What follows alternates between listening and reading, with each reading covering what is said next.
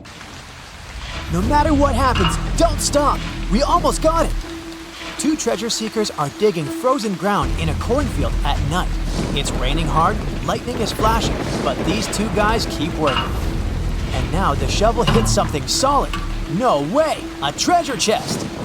They start digging faster and find a piece of a ship's engine. What the? Far from the seas and lakes, somewhere under the fields of Kansas City, they found a giant sunken ship. How is this possible? Now you'll see. Some people spend their lives searching for shipwrecks with treasures underground. One of them is explorer David Hawley. He's been looking for such ships far from the seas, rivers, and oceans for many years. He does this because he likes the feeling of adventure. The holds of these ships may contain chests of gold, antiques, and artifacts. And you can get a lot of money for them. David says you don't have to go into the ocean to find a sunken ship. They may be lying in your backyard. But why do ships end up buried underground among fields, farms, and plains? Let's find out using the example of steamboat Great White Arabia. According to old records, the newspaper clippings, this ship had been carrying about 200 tons of treasure before it sank in 1856. Many rumors and local legends said the ship was lying underground, a few miles northeast of Kansas City. It was there because people deliberately altered the riverbed and channels of the Missouri River in the second half of the 19th century. They artificially brought the shores closer to each other. They narrowed the river to increase the flow's speed, so boats could sail much faster. In the 19th century, steamboats were the most popular means of transporting passengers and goods. Before railroads, they extended the western border across the Mississippi and Missouri rivers and brought supplies to people. That's why it was so important to increase the speed of their movement. So, on September 5, 1856, Arabia was sailing along such an estuary. It came across a snag sticking out of the water. A piece of log quickly flooded the ship. Fortunately, all passengers were evacuated. But the steamer and its precious cargo reached the silt bottom of the Missouri River in a few minutes. Several years had passed. Everyone forgot about the vessel. During this time, the course of the Missouri River had changed. But Arabia remained under the wet, muddy bottom. The soil level above it was getting higher, and the ground was losing moisture. Eventually, many decades later, a cornfield formed above the sunken ship. In the 1980s, one farmer owned this area, and he had no idea what was hidden in his territory. David Hawley carefully studied the history of the sunken ships of the USA. He knew that hundreds of steamers had gone underwater all over Missouri, but most of all, he was interested in Arabia, as there were rumors that it was filled with gold and other valuable things. The territory of cornfields in Kansas was vast, but David Hawley knew how to search properly. In 1987, he started working. First, together with his brother and father, they collected all the clippings from old newspapers they could find. They were looking not only for information about the steamer, but also for maps of the Missouri River. They tracked its historical changes, checked the dates, and identified a large area where the steamer sank. Next, they used electromagnetic testing and other geological stuff to study the soil and find the right place. They searched for differences in ground moisture and density. Then, they went through the territory with powerful metal detectors. And so, by the fall of 1988, they had determined the location of the steamer. Arabia was the size of a football field. This gigantic vessel lay 45 feet underground, 4 stories down. But before they started excavating, they had to ask the owner of the cornfield for permission. For the farmer, this news was a big surprise. He agreed, on the condition that the excavations would be completed by spring so that he could sow a new crop. Digging a giant ship in winter is much more difficult and expensive than at other times. It includes additional equipment, electricity, and heating costs. The team works day and night. They financed the excavations out of their own pocket.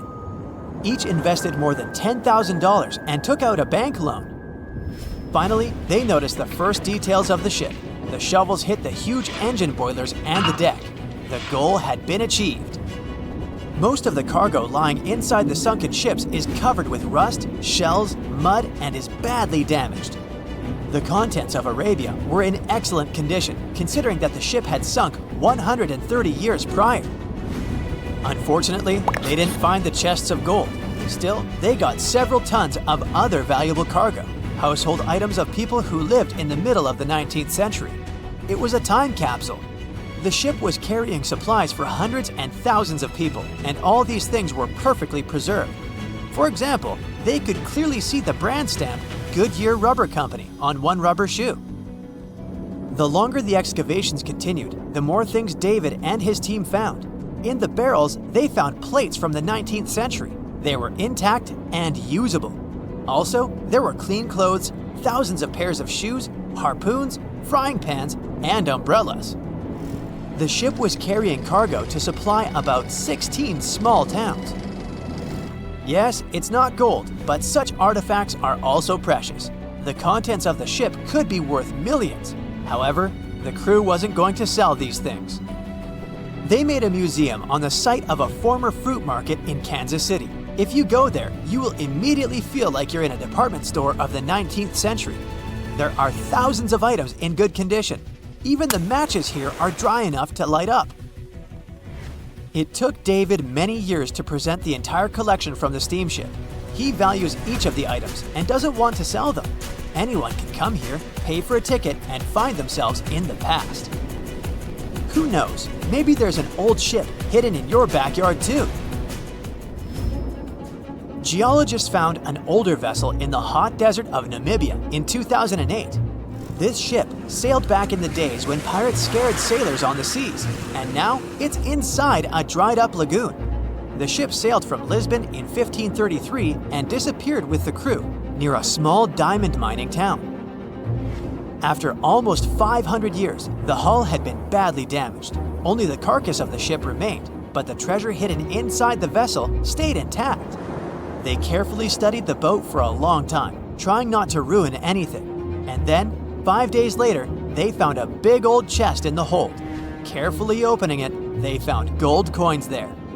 Thus, the cost of the ship was estimated at about $10 million. The exact cause of the shipwreck is unknown, but experts believe the ship was destroyed by heavy cargo and bad weather. It went to the bottom of a lagoon that later became a desert. Some find an airplane in their backyard, others discover a ship, and one man found a passage to an ancient secret city in his house. This happened in Turkey in 1963. The owners of the building decided to make repairs. He went to his basement and knocked down the wall to turn this place into a living room. And so, behind one wall, he found a tunnel leading underground. The man thought it was some kind of a secret chamber. He went down there and realized it was something much more than that. It was an ancient city 18 floors deep.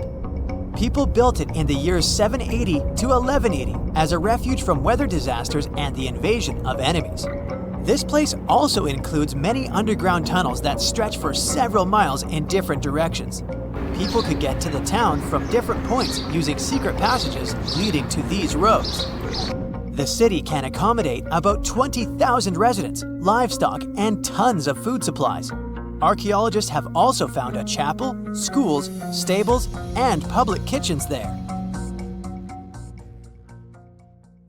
360 years ago, a massive British ship, the London, blew up in the Thames estuary. The tragedy took over 300 lives, including the sailors and their loved ones. No one knows exactly what led to all this, but scientists are finally getting close to the truth. Divers accidentally found an exceptionally well-preserved bronze cannon from the ship.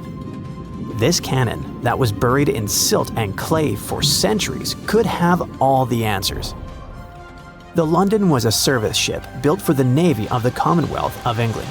It set off on its first journey in June 1656. The ship played a huge role in British history as it was part of a convoy that went to the Netherlands in 1660 to collect Charles II and restore him to the throne. 5 years later, in March 1665, it was traveling from Chatham to Hope. From there, the Admiral Sir John Lawson was supposed to take it to the sea. But just before reaching the buoy of the Knower, the gunpowder suddenly blew up on the ship. About 25 people who were in the roundhouse and coach survived, but over 300 drowned. The ship broke into 2 pieces. Henry Bennett, the Earl of Arlington, passed along rumors that it all happened because of cheap, low-quality gunpowder that was on the ship. When experts of that time inspected the shipwreck, they concluded that the cannons could still be salvaged, but the ship itself was a total loss. Later, when someone recovered some of them in 1679, there was a scandal where they tried to use them to settle a completely unrelated debt.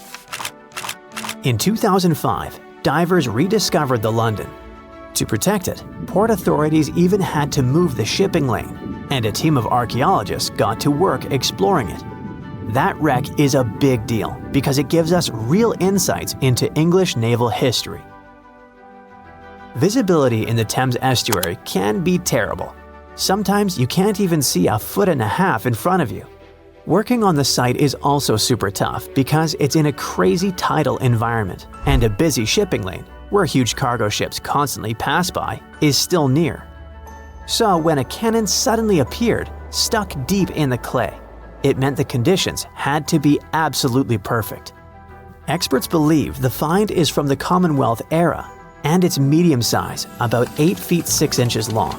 It was part of a special set made specifically for the London and was placed on the ship's lower deck. Every single gun carriage on the London was one of a kind because all of its cannons came from different countries and different periods in naval history. Big cannons were really rare and crazy expensive to make since they needed tons of bronze or iron and had to be individually cast. That's why the Navy often grabbed cannons from captured rival ships, old shipwrecks, or decommissioned vessels.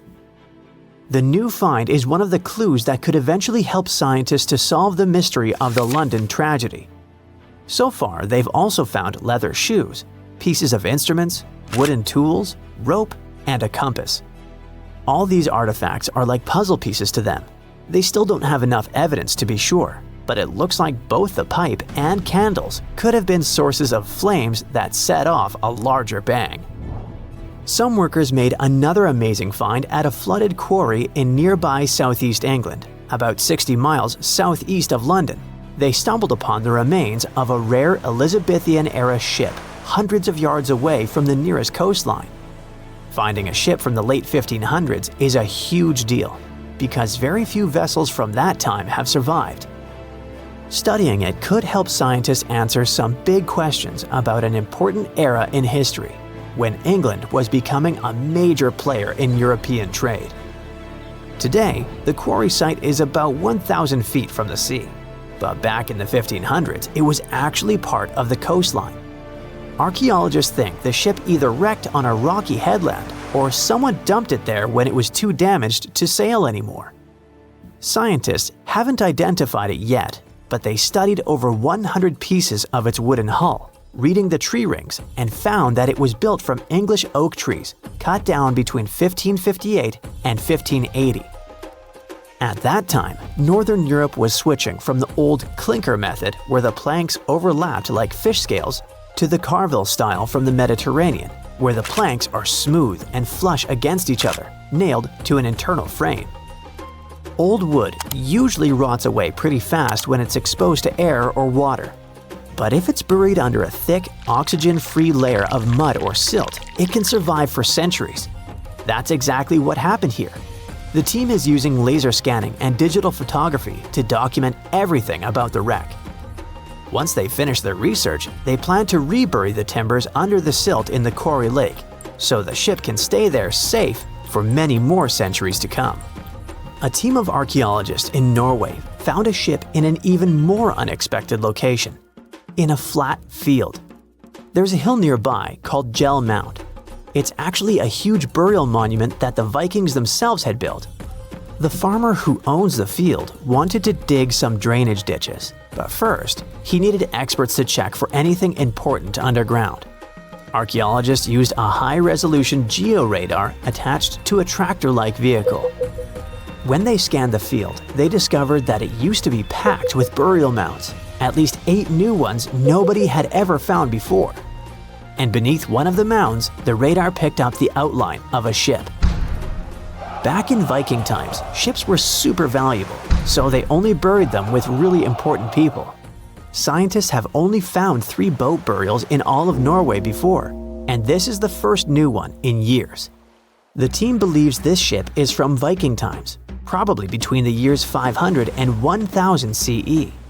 Because the burial mound above it got flat over time, the ship is now only about 1.6 feet below the ground. That's super close to the surface. It's around 66 feet long, and the radar showed that parts like the keel and the floorboards are still preserved. The archaeologists plan to explore more using non-invasive tools so they don't wreck anything by accident. If they need to, they'll start an excavation.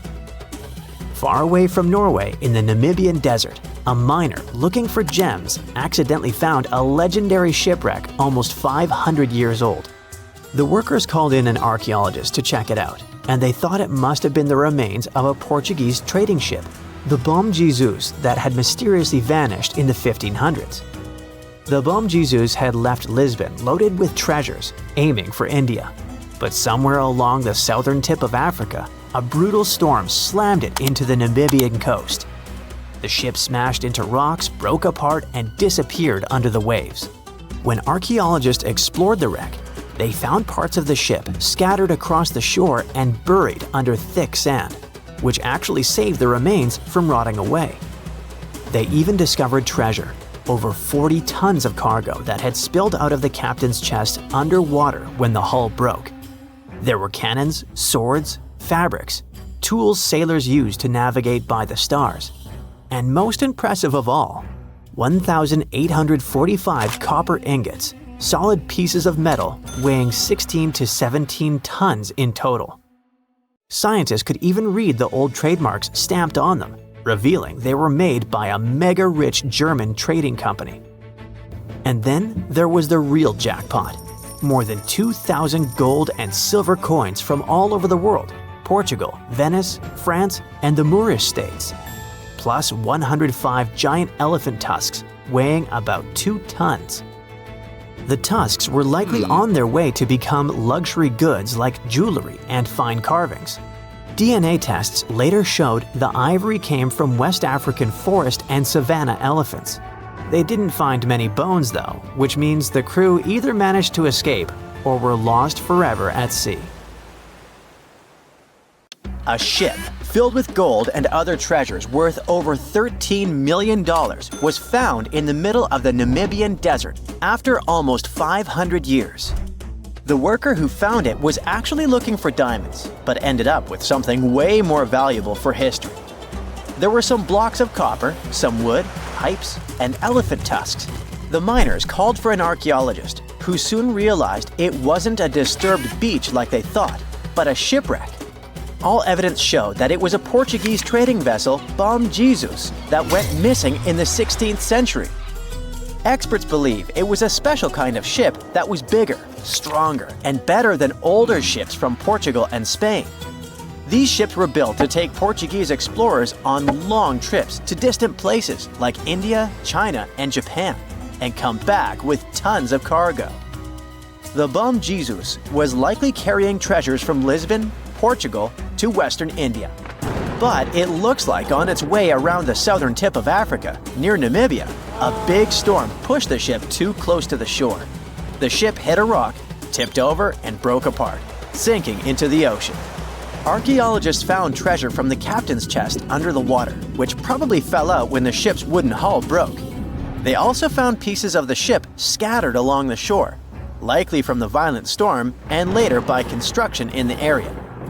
The storm must have been very fierce, but they didn't find many bones, which means most of the crew may have survived or were lost at sea. The ship was split into 3 sections and incredibly well preserved, thanks to the thick layers of sand that covered it and prevented rot. Archaeologists who studied the wreck discovered over 40 tons of cargo. There were cannons, swords, blocks of metal like lead and tin, fabrics, and tools that sailors used to navigate the stars while traveling across the ocean. The most exciting discovery was 1,845 copper ingots, weighing as much as 16 to 17 tons altogether. Those copper ingots, or pieces of pure metal, are still in great condition because the hull of the ship and layers of sand protected them from ocean water. The scientists even managed to read the trademarks on them on site and learned they were made by a super wealthy German trading company. There were also more than 2,000 shiny gold and silver coins from different countries, and 105 enormous elephant tusks weighing about 2 tons. The tusks were likely supposed to become luxury items, like jewelry or carvings at the destination. Archaeologists took some DNA samples from the tusks and found that they came from West African forests and savanna elephants. Researchers were lucky that the ship was found in a restricted diamond mining area. No scavengers were able to get their hands on the treasures. The Bom Jesus remains the oldest and most valuable shipwreck that was ever discovered off the western coast of sub-Saharan Africa. Another shipwreck recently found by accident was buried under a 10-foot tall sand dune near the Caspian Sea. Some people call it the world's largest lake, and it has water levels that rise and fall over time because of the changes in weather patterns. These changes can move sand and uncover things like this shipwreck and other treasures along the coast. As the dunes slowly disappeared, the ship started to show. Before digging it out, scientists worried that waves from the sea might damage the wreck. To protect it, they built a wall using thousands of sandbags to keep the waves away. When the ship was uncovered, they discovered it was a 3-masted, 92-foot-long merchant ship with a strong double hull. Wood samples showed the ship was built in the 18th to 19th century using trees like Scots pine, spruce, and larch from the Volga River area or the Caucasus. They even found buckwheat and plants from the same region, which were probably traded or used to feed the sailors. It proves that the ship was part of a group of merchant ships that once sailed the Caspian Sea. An amateur fisherman who was 20 feet under the sea off the coast of Turkey noticed some huge metal remains. He had an underwater camera, so he made footage of the discovery and took it to scientists. They immediately started an investigation and learned that it must be a shipwreck from the first decades of the 20th century. It could be one of the Ottoman Empire ships that had an important mission to deliver supplies, but disappeared without a trace. Scientists got permission to study this Black Sea wreck in detail to learn more about its mysteries. They're hoping to find its shipyard documents to find some answers, as the ship itself is in terrible condition and is tricky to work with. Robot submersibles that belong to an oil and gas company noticed hundreds of intact ancient storage jars sitting on the seabed in the eastern Mediterranean. Experts think those jars are 3,300 years old. This makes the find the oldest shipwreck from the deep sea. The jugs were probably used to store oil or other agricultural products like fruit. This proves that the people who made them organized maritime trade and had incredible navigational skills. It looks like the ancient mariners managed to traverse the Mediterranean Sea without a line of sight to any coast. All they could see was the horizon, so they must have used the sun and other stars to find their way. Off the coast of Sicily, under 20 feet of sand and rock, archaeologists found a shipwreck so old that they aren't even sure what materials were used to build it. They think the ship is from the 5th or 6th century BCE, which means it's over 2,500 years old. This ancient ship wasn't alone. Researchers also found 2 iron anchors shaped like an upside-down T from around the 7th century of the Common Era, and 4 stone anchors from prehistoric times nearby. One of the stone anchors was broken and may have had wooden pieces attached to help it hold on to the seafloor. They figured out that the ship itself was built using the on-shell technique. The wooden planks of the ship were connected so tightly that they could support the ship on their own, with extra beams added just to make it stronger. Sadly, the ship's wooden hull is very fragile now because tiny sea creatures that eat wood have damaged it over the years. Scientists are being extra careful as they study it to make sure it doesn't fall apart. This discovery is such a big deal because it was built during a time when Sicily was super important for trade, Back then, the Greeks and Punics were trying to take control of the seas long before Rome became the ruler of the Mediterranean. By studying this ship, scientists hope to learn more about how people traveled and traded in those ancient times. One more shipwreck, this time off the coast of Kenya. Could be from Vasco da Gama's final voyage. This Portuguese explorer was the first European to reach India by sea around the Cape of Good Hope. Local fishermen discovered the shipwreck in question in 2013. When an underwater archaeologist came to check it out, he found some treasures at the spot: elephant tusks and valuable copper ingots. If this find really has to do with Vasco da Gama, then it must be from the 16th century. It was the year of his third and final voyage to India. Da Gama led a huge fleet of 20 ships, one of which was the São Jorge.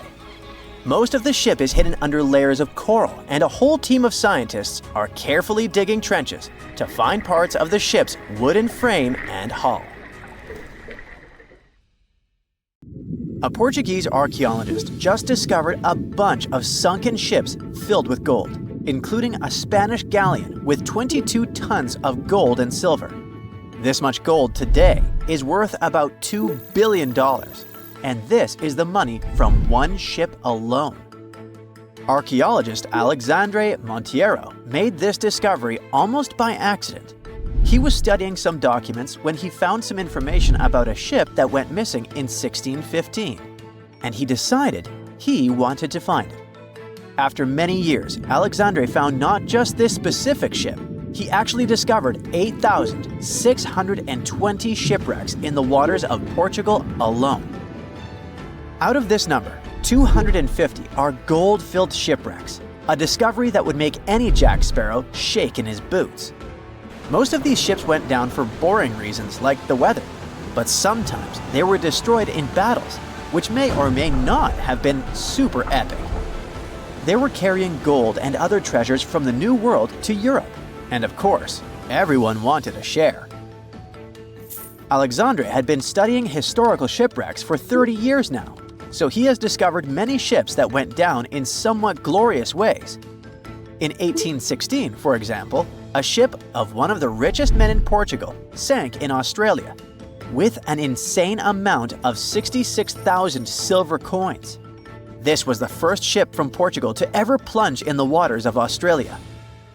The bad news is that these ancient sunken vessels, filled with riches and epic stories, are not so easy to reach. They're deep down in the ocean and covered by sand. You could still try, but that would be stealing part of a country's history, and you wouldn't want to be that person, would you? Naturally, Portugal was not the only country that explored the seas back then. The coast of Europe is packed with sunken ships filled with gold. In fact, there are about 1 million historical shipwrecks underwater right now, and the treasures abandoned under the sea might be worth around $60 billion. It's an insane amount of money, but let me tell you that these gold-filled sunken ships aren't really worth the hassle. There are many stories of maritime treasure discoveries that turned into insane lawsuits and even long jail time. Our first story starts in 1746, when a violent storm crashed a ship called Prince de Conti near an island in Brittany. The ship was filled with tea, ceramics, and 100 gold ingots. Of course, the owners of the ship tried to save the loot, but if it's not easy now, imagine how it was back in the 18th century. It took more than 200 years for the vessel to be found. It finally happened in 1975, when a group of French men discovered it and decided to take pretty much every valuable thing they could find. Now, I said these things were not worth the trouble for a reason. In France, if you find anything that can be historical, you must declare it to the local authorities within 48 hours. Fail to comply, and you will be committing something known as a crime. To be fair, our French friends here did declare their findings, but only the corroded cannons from the ship. And the gold? Well, they sold it. Obviously, because each gold bar is worth between $125,000 to $231,000. It took French authorities almost 50 years to retrieve the stolen gold, and they didn't retrieve all of it. Part of it was bought by an elderly couple living in Florida, and the crime is so serious they were charged for connection with money laundering, organized crime, and the trafficking of cultural goods. The poachers also sold some gold ingots to the British Museum collection. Now, let's go back to the 1850s, when a steamer called SS Central America traveled from Panama to California and back again. This was during the California Gold Rush, a time when 300,000 people moved to California to dig for gold. Because the travel route was not easy breezy, people needed to carry their gold around on big ships. This is where our friend SS Central America comes in. In 1857, the ship had 578 people on board and about 10 tons of gold. Very few survived, and around $100 to $150 million in gold went down with the ship. All of this explains why in 1988, a group of investors from Columbus decided to finance a research project to find this ship. The research was led by a guy named Tommy Thompson.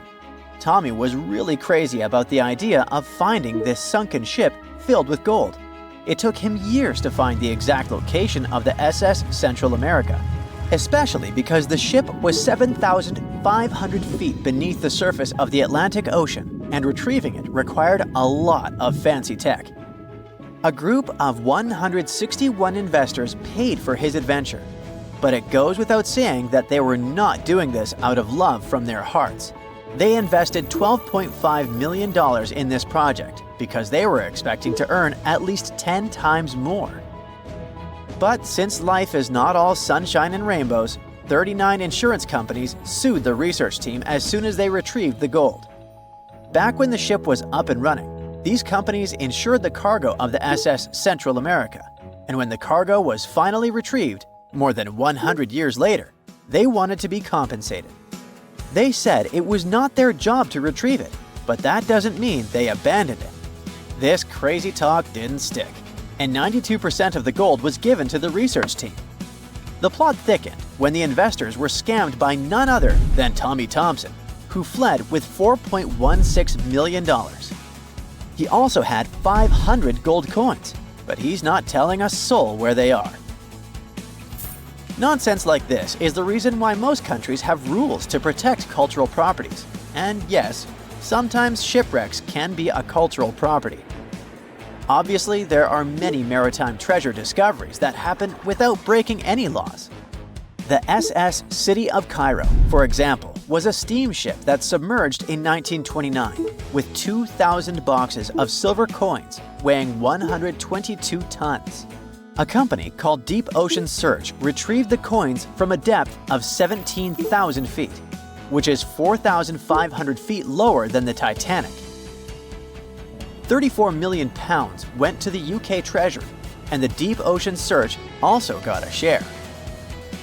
The good news here is that some of the coins can be bought by collectors, legally. Paying for a treasure is probably the closest you can get to an underwater archaeology find. I know, all I did was destroy your piracy dreams. But while raiding gold-filled shipwrecks may be a crime in most countries, or just financially impossible for us mere mortals, not all hope is lost. There is about $771 trillion worth of gold lying on the ocean floor, and it doesn't have an owner. It's like an underwater gold mine, except the gold is in the water. You know how the water of the ocean is salty? Well, the gold gets mixed with the minerals in the water, so it's not like you stumble upon a gold nugget on the beach. Each liter of ocean water has 13 billionths of a gram of gold, and it's very difficult to extract such tiny particles of gold from the water. But that doesn't mean people haven't tried, and, of course, there's been a scam here too. In the 1890s, a guy claimed he had invented a thing that would suck gold from the seawater. When he got enough money, he fled the country with the cash. If you really want to get some gold, you could try to extract it from the Earth's core, which has 1.6 quadrillion tons of gold. There's 16 times more gold in the Earth's core than what humans have mined in the whole of history. No hoax involved here, because nobody has dared to go down there yet. With archaeologists discovering gold-filled sunken ships out and about, maybe we can make our own maritime treasure discoveries, or at least save enough money to buy some silver coins. They say nothing is ever lost, and it's true. Let's discover ships frozen in time. The first one is truly fascinating. Here, the Antikythera shipwreck. It's a Greek trading ship from the 1st century BCE. It's located on the east side of the Greek island of Antikythera and at the merging point of the Aegean and Mediterranean seas. Around 2,000 years later, in 1900, a group of Greek sponge divers discovered the wreck. They were going to Tunisia, yet they were forced to find shelter from a storm on a nearby island. Since they couldn't go anywhere due to the storm, they decided to look for sponges until the weather got calmer. One of the divers discovered the shipwreck at depths of around 130 feet. Imagine someone going for a sponge hunt, but getting out to the surface with archaeological treasures. The captain of the sponge boat talked to the Greek officials about what they had found. The officials sent 2 ships to the wreckage. The salvage operation was successful, and discoveries are now in Greece's National Archaeological Museum in Athens. The findings included 3 life-sized marble horses, jewelry, coins, and hundreds of works of art, including a 7-foot-tall Colossus statue of Hercules. Among these treasures, Antikythera ephebe, a bronze statue of a young man, caught more attention. Because the ephebe doesn't comply with any familiar iconographic model, and there are no known copies of his type, he held a spherical object in his hand. Scholars have different theories of who that person could be, but they are not in a consensus yet. More than 70 years later, Jacques-Yves Cousteau and his team went to the area and recovered hundreds more artifacts and the remains of 4 people. Interestingly, they discovered a complex set of interlocking gears, capable of predicting the movement of the sun, moon, and several planets. The mechanism can also show the times of solar and lunar eclipses years into the future. Think of this Antikythera mechanism as an early computer calendar, to plan significant events like agricultural activities, religious rituals, and Olympic Games. These artifacts found in the Antikythera wreckage are some of the most important findings in modern archaeology. Just the Antikythera mechanism itself has changed our perception of the limits of ancient technology. The mechanism has a sophisticated design and was made over 1,000 years ago. After all these amazing discoveries, experts believe that the wreckage site has remained largely unexplored, and is mostly because of its location and the landscape of the seafloor on which the ship rests. The wreck is too deep for scuba divers but too shallow to use something like a submersible. A survey made on the seafloor in 2012 showed evidence of a second wreck about 800 feet to the south. It's clear that this area has a lot to offer humanity. What would happen if those sponge hunters didn't go to the area? Scientists found a shipwreck in Antarctica at the bottom of the Weddell Sea 107 years after it sank. The name of the ship was Endurance, and it was the lost vessel of Antarctic explorer Sir Ernest Shackleton. Scientists who laid eyes on it decades later say it is among the greatest undiscovered shipwrecks ever. That is why they filmed the whole discovery. The video shows the remains of the Endurance and proves it is still in remarkable condition. It has been sitting in 10,000 feet of water for over a century, yet it looks like it sank very recently. So the story goes like this. The ship was crushed by ice and sank in 1915. Shackleton and his crewmates had to escape by themselves in small lifeboats. From then on, it was all about survival. Shackleton imagined to get his crew to safety. Then, the ship sank. Yes, this is a pretty impressive story. But why did scientists prize this ship? Firstly, Shackleton's Imperial Trans-Antarctic Expedition sailed to make the first land crossing of Antarctica. Yes, the crew was trapped in ice, but the intention was important. Secondly, it's about the challenge itself of finding the shipwreck. The Weddell Sea is almost always covered in thick sea ice. The same ice that made the Endurance sink. Getting near the presumed sinking location is super hard, let alone being able to conduct research. Experts of the modern expedition team foresaw the time when the lowest extent of Antarctic sea ice would come using satellite images. They realized that the weather was in their favor to start an expedition. Dr. John Shears said that they have successfully completed the world's most difficult shipwreck search, fighting against constantly shifting sea ice blizzards, and temperatures decreasing to negative 0.4 degrees Fahrenheit. Yeesh, I can't imagine the worst conditions in Antarctica if these conditions are in their favor.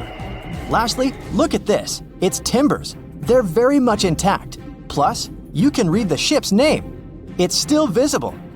Marine archaeologist Menson Bound says that this is the finest wooden shipwreck he has ever discovered. He has 50 years of career experience, so I believe the guy. So how come the wood is not rotten? Dr. Michelle Taylor, a deep-sea polar biologist, said that there has been little wood deterioration because the wood-munching animals are not in this forest-free region of Antarctica. Workers of a coal mine in East Serbia discovered 3 shipwrecks that had been there for at least 1,300 years. The largest shipwreck is an ancient Roman fleet. It's around 50 feet long with a flat bottom. It's estimated that the ship could carry a crew of 30 to 35 people. Looking at its hull, you can see the marks of repairs. Wow, this one had a lengthy career. You know, it gives us insight into more than 1,000 years ago. The 2 smaller vessels, on the other hand, match descriptions of boats used by Slavic groups to attack the Roman frontier. These 2 have been discovered under mud and clay in an ancient riverbed. Apparently, in those times, there was a Roman base in a place called Viminacium City. Interestingly, Viminacium was a provincial capital with an estimated 40,000 inhabitants in the 4th century CE. For comparison, it was even larger than Pompeii. The Kostelach coal mine is a center of hidden gems. Archaeologists had found evidence of ancient human and animal activity here before. For instance, in 2012, experts found bones of at least 5 woolly mammoths, which went extinct about 10,000 years ago. Canadian archaeologists found a ship 150 years after it went missing in the Canadian Arctic waters. This merchant ship is called HMS Investigator. It was purchased in 1848 to search for the explorer Sir John Franklin's ship that got lost in the Northwest Passage expedition. So, HMS Investigator left Britain in 1850 for this rescue operation. The expedition crew, captained by Robert McClure, sailed the Investigator into the water.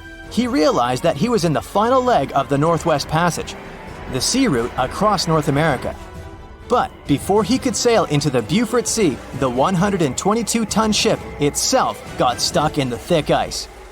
The crew spent the winter over the Prince of Wales Strait. The following summer, McClure tried again to sail to the end of the passage, but the ice blocked his way once more. Here, too, the crew was forced to leave the ship. He steered the crew into the Bay of Mercy. There, they were to remain until 1853 when the crew of the HMS Resolute rescued them. Imagine a crew of 60 people who had to spend 3 winters in the Arctic without even knowing if they would survive. Later on, the ship was found sitting upright in about 36 feet of water. It was in very good condition. Arctic water has prevented the outer deck of the vessel from deteriorating quickly. The outline of the ship and its timber can be clearly seen. Plus, archaeologists have uncovered artifacts on land left by the sailors. They had unloaded everything before abandoning the Investigator. 3 sailor graves and 1 British naval shipwreck had also been discovered in the area. I wonder what else they could find there. Wow, it's the only place where 1 minute you're learning 17 natural ways how to get rid of houseflies, and the next, you're taking an epic journey straight into a black hole. More than 10 billion, with a B, views in total. That's 47 billion minutes watched, or more than 70,000 years. That's all the way back to the Ice Age. No, I wasn't around then. 40,000 videos, hundreds of topics, and most importantly you, a whole 44 million of you. Our viewers. We could populate an entire country if we wanted to. We'd like to continue helping you learn and giving you useful skill improvement tips. Got a thirst for knowledge? We've prepared 4 masterclasses on creating a 2D character animation from scratch, 10 hours of video lessons, practical tasks using professional software, and additional materials that you can use with your own projects. Get the full course now and create your own animated masterpiece. It's June of 1857. A fierce storm slams into Gechen Bay, Australia, and rips apart a Dutch ship weighing 800 tons. Part of the crew tries to escape in a small boat, but only 9 of the 25 men on board survive. Now, many years later, researchers believe they've found this long-lost gold rush shipwreck. Yep, this ship is tied to one of the most dramatic high-stakes chapters in Australia's history. We're talking about the shipwreck of Koning Willem II, a vessel built back in 1840. This historic ship discovery is a big deal since it's now considered a real treasure in the world of underwater archaeology in Australia. Let me tell you why. By the middle of the 19th century, Dutch ships were carrying not just goods, but also people from Asia who were hoping to start a new life in Australia. And they were all chasing one thing: gold. Yep, the precious metal was discovered in Australia in 1851. Well, officially at least. It was actually found a few years earlier, but let's just say the authorities decided to keep that little detail away from the newspapers. Anyway, the big public discovery happened in 1851 when an Australian gold prospector named Edward Hammond Hargraves led an expedition in the New South Wales region, and he chose to tell everyone about his find. And just like that, the gold rush began. News spreads fast, so people start arriving from everywhere: Britain, Ireland, Germany, the Netherlands, and also from China. It's estimated by that time around 20,000 Chinese had made their way to the goldfields in Victoria. By 1861, about 3% of the Australian population had been born in the Asian country. Most of them came from the southern region of Guangdong, which was going through a really tough time back then. They'd been through it all: foreign invasions, massive floods, serious food shortages, you name it. Many people had lost everything. Their money was gone, their homes destroyed. They couldn't even afford a bite to eat. There was no clear way out of the poverty they were stuck in. But then, word started to spread. There was a goldfield somewhere in a distant British territory. They heard stories from people all over the world going there, that it was peaceful, full of opportunity, and that the land itself had everything you could need. It sounded like a dream. Before long, they began calling it Xinjin Shan, or New Gold Mountain. So, many scraped together what little they had left to reach Australia and start over. It was a shot at a better life, a chance to lift entire families out of poverty. But getting there wasn't cheap or easy. They had to travel in huge ships, and the average trip from Guangdong province took about 3 months to reach Sydney or Melbourne. At some point, Australian authorities decided to impose a tax on Chinese arrivals. Every passenger who disembarked at Victorian ports had to pay a £10 poll tax. So what do you think happened? The routes changed, of course. Instead of docking directly in Victoria, ships began stopping in Robe, a town in the southeastern part of South Australia. From there, people would walk about 250 miles all the way to the goldfields just to avoid paying the tax. And this area is exactly where the Koning Willem II was discovered. Yep, our Dutch ship was found off the Robe coast, and it was one of many vessels that carried Chinese passengers to Australia. Now you can see why it's historically important, right? On the 16th of June, 1857, it brought around 400 people safely to shore so they could start their lives over. The ship itself didn't get a happy ending though. After dropping them off, it was supposed to continue its journey, but then a storm rolled in. So the ship had to drop anchor and wait it out in Geechin Bay. The weather kept getting worse.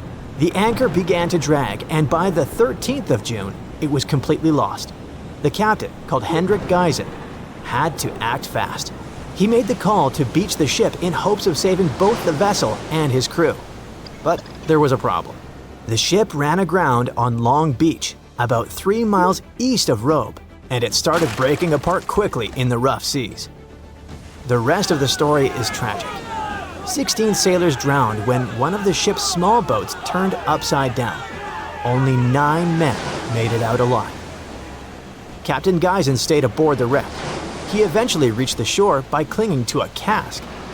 Thankfully, people who were on the beach managed to pull him out of the sea using a rope. A few months later, things from the wreck were sold to a local man in Robe named Jacob Chambers for £225. which was a pretty big amount of money back then. And that's because people were able to save a good amount of stuff from the wreck, like the bell, some doors, and wooden planks from the hull. Those doors and some of the timbers were later used to build the Caledonian Inn, a historic two-story stone hotel that went up in 1859. As for the bell, it was supposedly used at Roe Primary School for over 100 years, but researchers aren't so sure about that part. What we do know is that most of the ship's remains were still missing, until now. After 3 years of hard work, a team affiliated with the Australian National Maritime Museum believes they have finally found the Koning Willem II. The project kicked off in April of 2022, and its main goal has been to search for, locate, and carry out an archaeological survey of the shipwreck's remains. To do that, they mainly used two tools: underwater metal detectors and a marine magnetometer, a device that detects changes in the magnetic field of the seafloor. Soon, this technology started picking up a bunch of anomalies in the area where the shipwreck was believed to be. And by anomalies, I mean weird signals. Clues that something might be buried under the seabed, probably hidden under layers of sand or mud. They believe those signals were coming from the iron parts of the ship's windlass. That's a big winch at the front of the ship used to pull up the anchors. Some of those pieces were sticking up slightly from the seabed, along with a partially exposed iron frame. They also spotted a well-preserved wooden plank underneath the windlass, which suggests that more of the ship's hull is still down there, just buried under the sand. So why do they feel confident that this wreck is the Koning Willem II? Well, basically for 3 reasons. First, the location. The spot where they picked up those signals lines up with historical accounts of where the ship went down. And it just so happens to be the only known shipwreck in that part of Long Beach. Second, the size. The cluster of magnetic signals roughly matches the ship's documented length, which is about 140 feet. Third and last reason, they found pieces of Chinese pottery from the 1800s right on the beach next to the site. When you put all those facts together, it basically screams Koning Willem II. That's why the team feels so confident they've finally discovered this historic ship. But even though they have good reasons to believe it, more research still needs to be done, so they're planning future visits to the site to keep monitoring things. The goal is to check the ship's condition and look for more parts of the hull or artifacts that might get uncovered as the seabed shifts over time. Let's hope they get lucky next time around. For years, the world's most valuable shipwreck was just a legend, until now. It has finally been found, and among the wreckage was a real treasure worth $1.1 billion. To understand this better, we need to go back to 1622. That year, the mighty Spanish galleon Nuestra Senora de Atocha set sail from Havana, packed with riches belonging both to King Philip IV of Spain and to the wealthy members of the crew. We're talking about gold, silver, copper, and emeralds from Colombia, Peru, Mexico, and Venezuela. The cargo was so large, totaling more than 40 tons, and so vast that it took 2 months to transport it to the ship. The ship was also packed with people. There were 265 people on board. At first, everything went well, but then came the Florida Straits and trouble. The crew found themselves lost in the night that was not only cold, but also stormy. And before long, they were facing a powerful hurricane. The wind tore the masts apart. Giant waves destroyed the rudder, and soon, the Atocha was sinking toward the darkness of the seabed. The disaster that night meant a huge loss of wealth for King Philip IV, but even worse was the loss of life. Of the original 265 crew members, only 5 survived. They managed to climb up the mizzen of the ship, the only part that remained above water. With all that treasure gone, the Spanish were quick to spring into action and devised a salvage operation. 5 ships were sent to recover the cargo. The plan seemed simple and easy. After all, the hatches were securely locked, so the treasure could still be there. But almost immediately, things went wrong. For example, One of the 5 ships ran aground before it could even begin its journey. In the end, the search dragged on for 60 years, and many factors contributed to the mission's failure. That may not seem so bad today, but back then, divers didn't have the technology or safety equipment that we have today. Exploring the seabed was risky, and more often than not, it led nowhere. While searching for the Atocha, the rescuers found traces of another vessel, the Santa Margarita, the Atocha's sister ship. Another hurricane passed through the region a month after the sinking. The seabed became a jigsaw puzzle with pieces of the ship scattered everywhere. The rescue mission became almost impossible. Over time, the Spanish managed to recover part of the Santa Margarita's cargo, but Atocha's treasure seemed lost forever. Even so, no one forgot that story. Then in 1969, more than 300 years after the sinking, everything began to change. An experienced deep-sea diver, Mel Fisher, stepped in and decided to rewrite history. Mel had already spent a big part of his life at the bottom of the sea. He and his wife even ran a diving school in California. So, Mel gathered his family and moved to the other side of the country.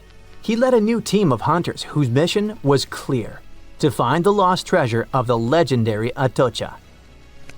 They had little more than a boat, some diving equipment, and metal detectors, but that was enough to get them started. They focused on a region called the Matacumbe Keys, mentioned in several 17th century documents. In the first year, they traveled more than 100,000 miles but found absolutely nothing. It seemed like an impossible dream. But Mel still had a card up his sleeve: Eugene Lyon, a historian who would change the course of the search. Eugene delved into the Spanish archives in search of clues about the shipwreck. It was there that he found an important document that mentioned a group of people trying to save it.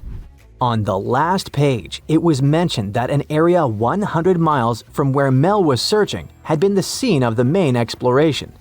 This little piece of information was the needle in the haystack they needed. They rerouted the ship and soon arrived at the new location. But there was a challenge. That part of the ocean was deeper and the visibility there was almost zero. It was difficult to see your own hands. However, Mel knew how to deal with the adversities of diving and came up with a simple and brilliant solution. He installed 2 large tubes on the boat called letterboxes. Those tubes could be lowered in front of the propellers. The idea was ingenious. They sucked clean water from the surface and directed it to the bottom of the sea, exactly where the divers were. This technique not only cleared the murky water, but also helped to reveal objects that had been hidden for centuries. And still, the search took 16 years. During that time, Fisher found many lost items. Then, in 1971, they discovered a huge anchor. This was the first clue that they were close to finding the Atocha. In the following days, more objects appeared. Cups, swords, and ancient nails turned up. To keep everything organized, the team created a circular map. On it, they marked the exact location of each item they found. They also used radio transmitters on land and a receiver on the boat, which allowed them to know precisely where they were. The system was so efficient that it could measure the position with a margin of error of just 1 foot. Over time, a line began to form on the map, pointing to where the Atocha's main treasure might be hidden. They followed this trail for 2 years. Just when they were starting to lose hope, they found silver bars. It was the year 1973. This opened the door to much bigger discoveries. The silver alone was worth over $100,000, but the real treasure was yet to come. On July 20th, 1985, valuables that would be worth around $1.1 billion today were finally discovered in the main hull of the ship. The treasure included 180,000 silver coins, 24 tons of silver bars, 125 gold bars, a collection of pearls, and 66 pounds of emeralds. Some of these finds were priceless, not only because they were rare, but because of their history. The Atocha Cross, the Royal Orb, and the Atocha Ring, 3 royal artifacts, were found in near-perfect condition. The Atocha Cross was the most valuable of all the artifacts. It had 9 brilliant green emeralds set in 22-karat gold. a true treasure from the past, shining once again after centuries underwater.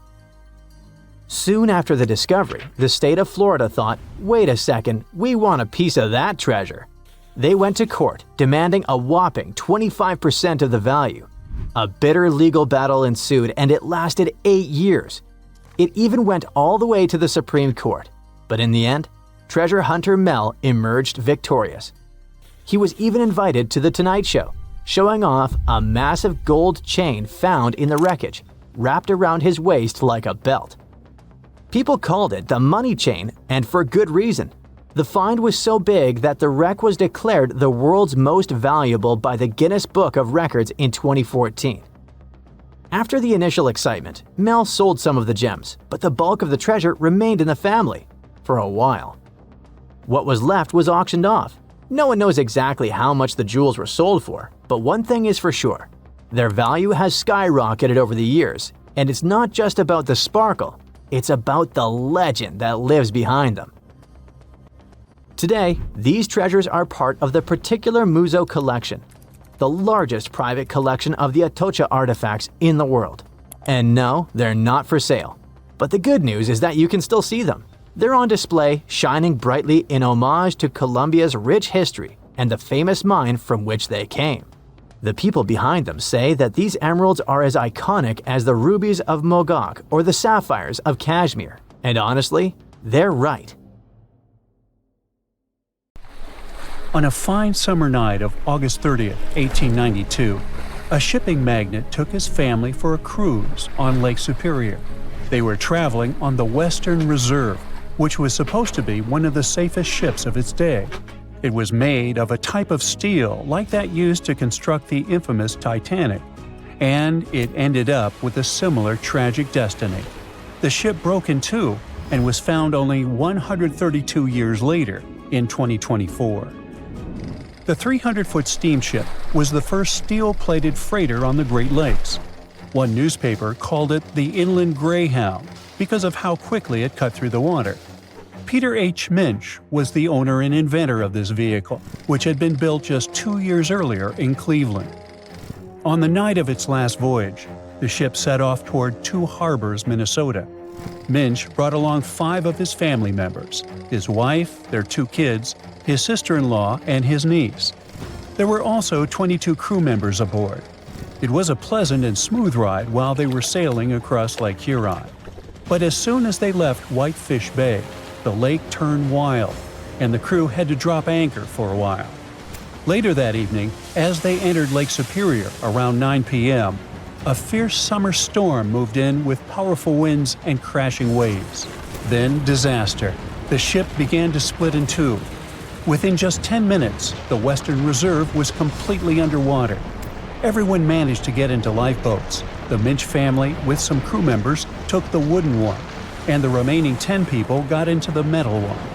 But the storm was so brutal that the metal boats sank right away, and only a few made it into the other lifeboat. That second boat floated for the next 10 hours. A steamship passed by, but didn't notice or hear the people calling for help. Around 7 o'clock the next morning, the lifeboat got within a mile of shore near Deer Park, Michigan. They were so close to safety, but sadly, the lifeboat flipped too, and they all ended up in the freezing water. The only survivor of this tragedy was 24-year-old Harry Stewart, the ship's wheelsman. He swam a full mile through the freezing water and made it to shore, almost unconscious but alive. He later mentioned he survived only thanks to a heavy-knit, close-fitting pea jacket. The Western Reserve was lost for over 100 years until a couple of determined explorers finally tracked it down. They spent over 2 years searching non-stop for the wreck off Michigan's Upper Peninsula. Daryl and Dan Erdl found it using a side-scan sonar that looks half a mile out on each side. One day, they saw a tiny blip on the left side of the scan. It was small, but Daryl measured the shadow, noticed that it was about 40 feet tall, and realized it must be something important. So they turned back and scanned directly over the spot. They saw cargo hatches and the wreck that looked like the ship had snapped in two, with one half lying on top of the other in an almost impossible position. Each piece measured around 150 feet long, and once they checked the width, they knew for sure that they had just found the legendary Western Reserve. Historians are still not sure why the vessel, that was supposed to be unsinkable, suddenly snapped in half, but they have a few solid theories. One idea is something called hogging. It happens when the ship rides up over a giant wave and the bow and stern are left hanging in the air with nothing underneath to support them. That puts a large amount of pressure on the middle, and it bends down like a stick when you're pulling both ends. Another plausible reason concerns the steel the vessel was made of. Back then, steel was the hot new substitute for iron. But quality control wasn't perfect. Some steel plates weren't made very well, which could have caused a serious weak point in the ship's body. There's also the chance that the ship didn't have enough ballast, which is the weight used to keep it stable, or maybe it wasn't balanced correctly. Sadly, just 8 weeks after the Western Reserve tragedy, another vessel that had been built at the same time with similar mill runs of steel plate repeated the destiny of its twin. The W.H. Gilcher was a steam freighter used to transport cargo between ports on the Great Lakes. It set out on what was supposed to be a routine trip on October 26, 1892. Loaded with over 3,000 tons of coal, the ship left Buffalo heading for Milwaukee. Captain Leeds H. Weeks and a crew of 18 were on board. Everything seemed normal at first, and by the afternoon of October 28th, the ship passed through the Straits of Mackinac and entered Lake Michigan. It was expected to reach Milwaukee by the 30th, but it never made it. A massive storm slammed into Lake Michigan and Lake Huron on October 28th and 29th, and created havoc on travel plans for many ships. When the storm finally passed and boats started pulling into port, people began to piece together what happened to the W.H. Gilcher. One captain who was sailing nearby on his schooner said he saw a large steamer battling the storm about 20 miles northwest of North Manitou Island around 8 p.m. on the 28th. The ship looked helpless, and there was no movement or sign of life. Another captain later saw furniture and parts of the ship's bridge floating in the lake near South Manitou Island. Then 2 more steamers picked up broken pieces of W.H. Gilcher's pilot house in the same area. It became clear that the storm had destroyed the freighter, and tragically, no one survived. The Great Lakes are a hot spot for shipwrecks, and there have been between 6,000 to 10,000 of those starting in the 17th century. Back in 1679, the Griffon became the first European vessel to vanish without a trace on the lakes. It sailed all the way from Buffalo, New York, to Green Bay, Wisconsin, passing through Lake Erie, the Detroit River, Lake St. Clair, and Lake Huron before reaching Lake Michigan. After a stop in Green Bay, it started heading back, and then it was never seen again. In 1975, one of the most famous shipwrecks happened when the massive 729-foot ore carrier SS Edmund Fitzgerald sank in Lake Superior. A fall storm was supposed to stay far south of their route, but things changed fast. Another freighter, the Arthur M. Anderson, was following behind and kept in radio contact with the Fitz's captain, Ernest McSorley. By the afternoon of November 10th, waves were smashing over the deck, and wind gusts at over 80 miles per hour were hitting both ships hard. By 7:20 p.m., the Anderson couldn't reach the Fitzgerald by radio anymore, and it had vanished from radar. There was no distress call, no warning. The huge ship had just disappeared. Later, search crews found the wreck over 530 feet under the surface, broken into 2 giant pieces. No one of the 29 crew members survived, and no one witnessed what really happened. There could be all sorts of reasons for such tragedies, from errors in judgment and equipment failure to simply being in the wrong place at the wrong time. The Great Lakes are massive bodies of water with weather systems that you would expect to find in seas. These inland seas sit deep in the middle of the continent, and hurricane-strength winds and powerful storms form here. Many of them hit in November and December, when the waters are still warm from the summer, but Canadian cold air is starting to push down. There's a huge difference in temperature between the air and water. This difference and strong winds lead to massive waves. Plus, ice forms more easily in fresh water than in salt water. It builds up on ships quickly, and crew members also have to get around tricky ice waters. Water levels here are also unstable. In wet years, storms are more likely to happen, and this makes the risk of damage or disaster higher.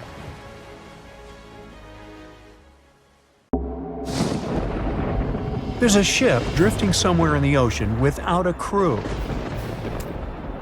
The last time someone saw it was over 50 years ago. Its story reminds of that of the Flying Dutchman, a ship that's bound to sail forever and bring disaster to whoever sees it at sea. At least the legend says so. Unlike the Flying Dutchman, the SS Bay Chimo was definitely real and built for a German company in Hamburg and began as an ordinary cargo ship. It was trading supplies between Hamburg and Sweden in the Baltic Sea starting from 1914. It had a strong steam engine and a hull made of steel. A few years later, it became British property. Then, in the 1920s, a Canadian company purchased it for around $18,000, a huge amount of money back then. The new owner, the Hudson's Bay Company, was actively using the ship for several years. They would often send it on voyages from its home port in Scotland to Siberia, Alaska, the Yukon, and the Northwest Territories. It also passed through the Panama Canal and even the Suez Canal, with fur pelts for sale on board. Sometimes it would also transport passengers. It had completed 9 successful voyages before this strip of good luck came to an end. Starting from the 1930s, SS Bay Chimo would have trouble with ice and storms. When it first got trapped in ice in October of 1931, some of the crew managed to escape to Alaska. 15 of 22 sailors decided to stay with their vessel and try to save it. They had furs and other valuable cargo worth around $58,000 aboard. The company sent them supplies to survive the winter. They set camp near the ship out of the hatches, tarpaulins, and other materials, and offloaded the cargo. At the end of November, a blizzard rushed through the area, and it seemed like it had taken the ship with it. The ice platform had survived, but the ship broke free. Some of the crew members were sure it had sunk. But soon after, they heard from one of the locals who had spotted their ship around 45 miles away from their camp. The crew moved on with their lives, and the ship started its journey as a runaway vessel. People would spot SS Bay Chimo once a year or so, all the way until 1965. It was mostly spotted off the coast of Alaska. A man going to Nome with his sled dog, along with prospectors, explorers, and treasure hunters, all claimed to have seen SS Bay Chimo. Someone tried to board it and take it to port, but ended up stranded on it for days because of horrible weather. Others got luckier and managed to take a whaleboat, some furniture, and other valuables from the vessel. Those who got close to the ship saw that it was damaged and missing the propeller. Still, it stayed afloat without a crew for at least 38 years and became the longest sailing ghost ship in history. In 2006, the Alaskan authorities started a project to solve the mystery of this ghost ship of the Arctic and finally find SS Bay Chimo, either still above or below the water. So far, the project has not been a success.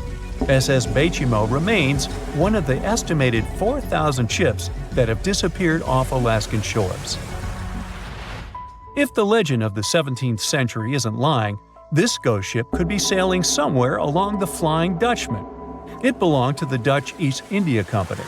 Its captain managed to do the impossible for that time and sailed from Holland to Indonesia in only 3 months.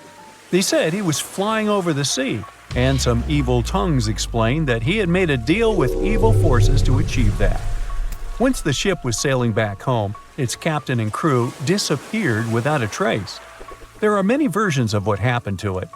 One of the first ones said it had tried to enter port at the Cape of Good Hope, got in a terrible storm, and sank as there was no captain to save it.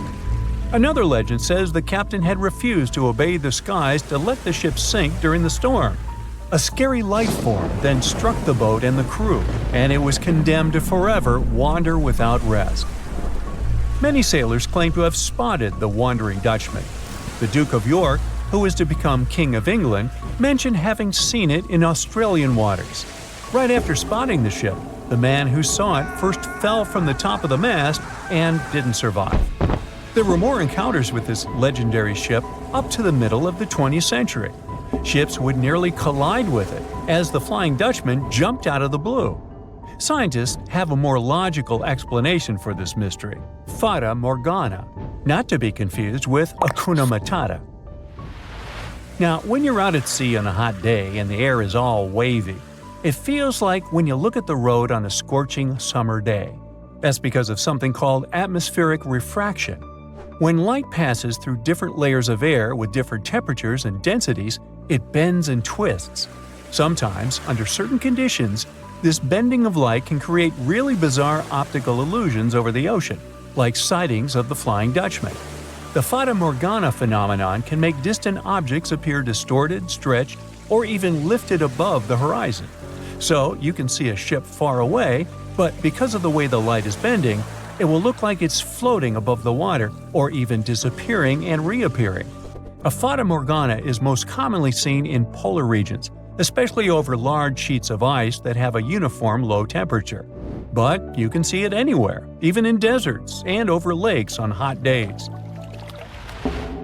The first stories about ghost ships go all the way back to ancient Greek and Roman mythology. One of the most famous ghost ships in history is the Mary Celeste. This brigantine was traveling from New York City to Genoa and was fully stocked with provisions, but missing a crew when it was discovered in the Atlantic Ocean in 1872.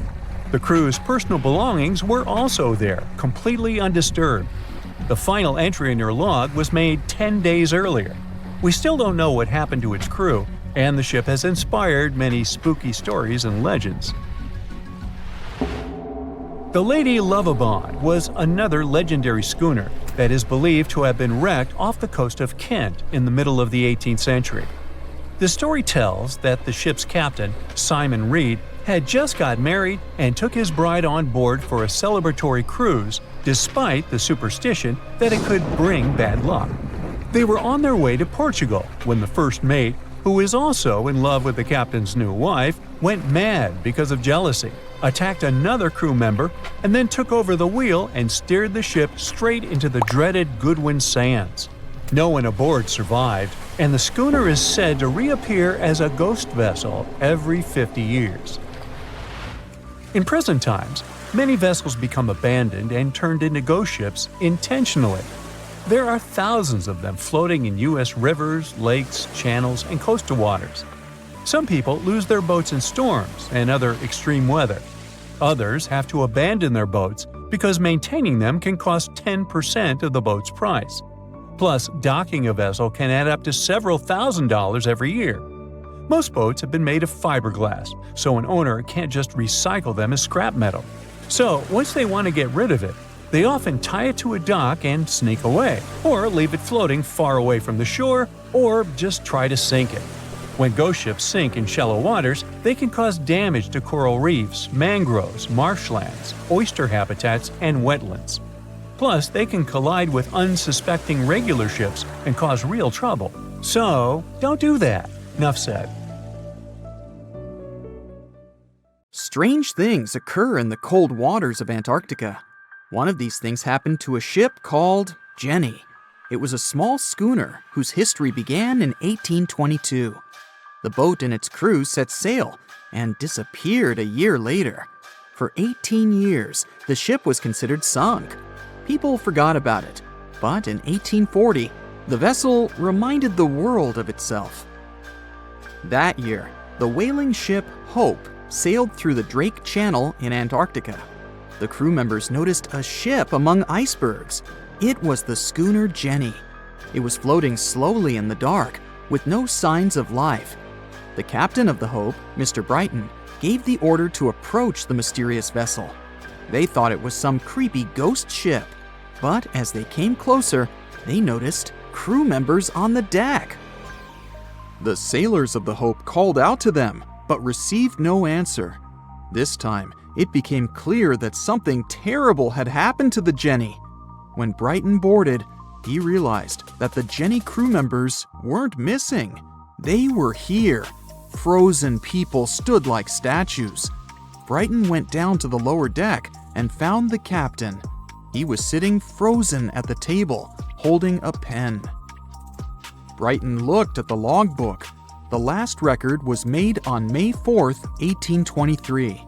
The captain wrote that he was the only living member of the crew. They spent 71 days without food. It seemed that the ship got lost in the sea because its captain went off course or sailed into an iceberg, but no one knew for sure. After that, nobody ever saw the Jenny again.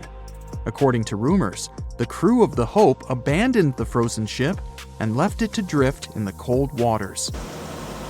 According to other rumors, this whole story is fiction. The story of the Jenny was described in a German magazine in the middle of the 19th century. Still, there was no further evidence of the ship's existence. Already in our time, Cambridge University decided to explore the case of the Jenny. The researchers discovered that one of the crew members of the Hope, who didn't disclose his name, told someone the legend of the frozen ship.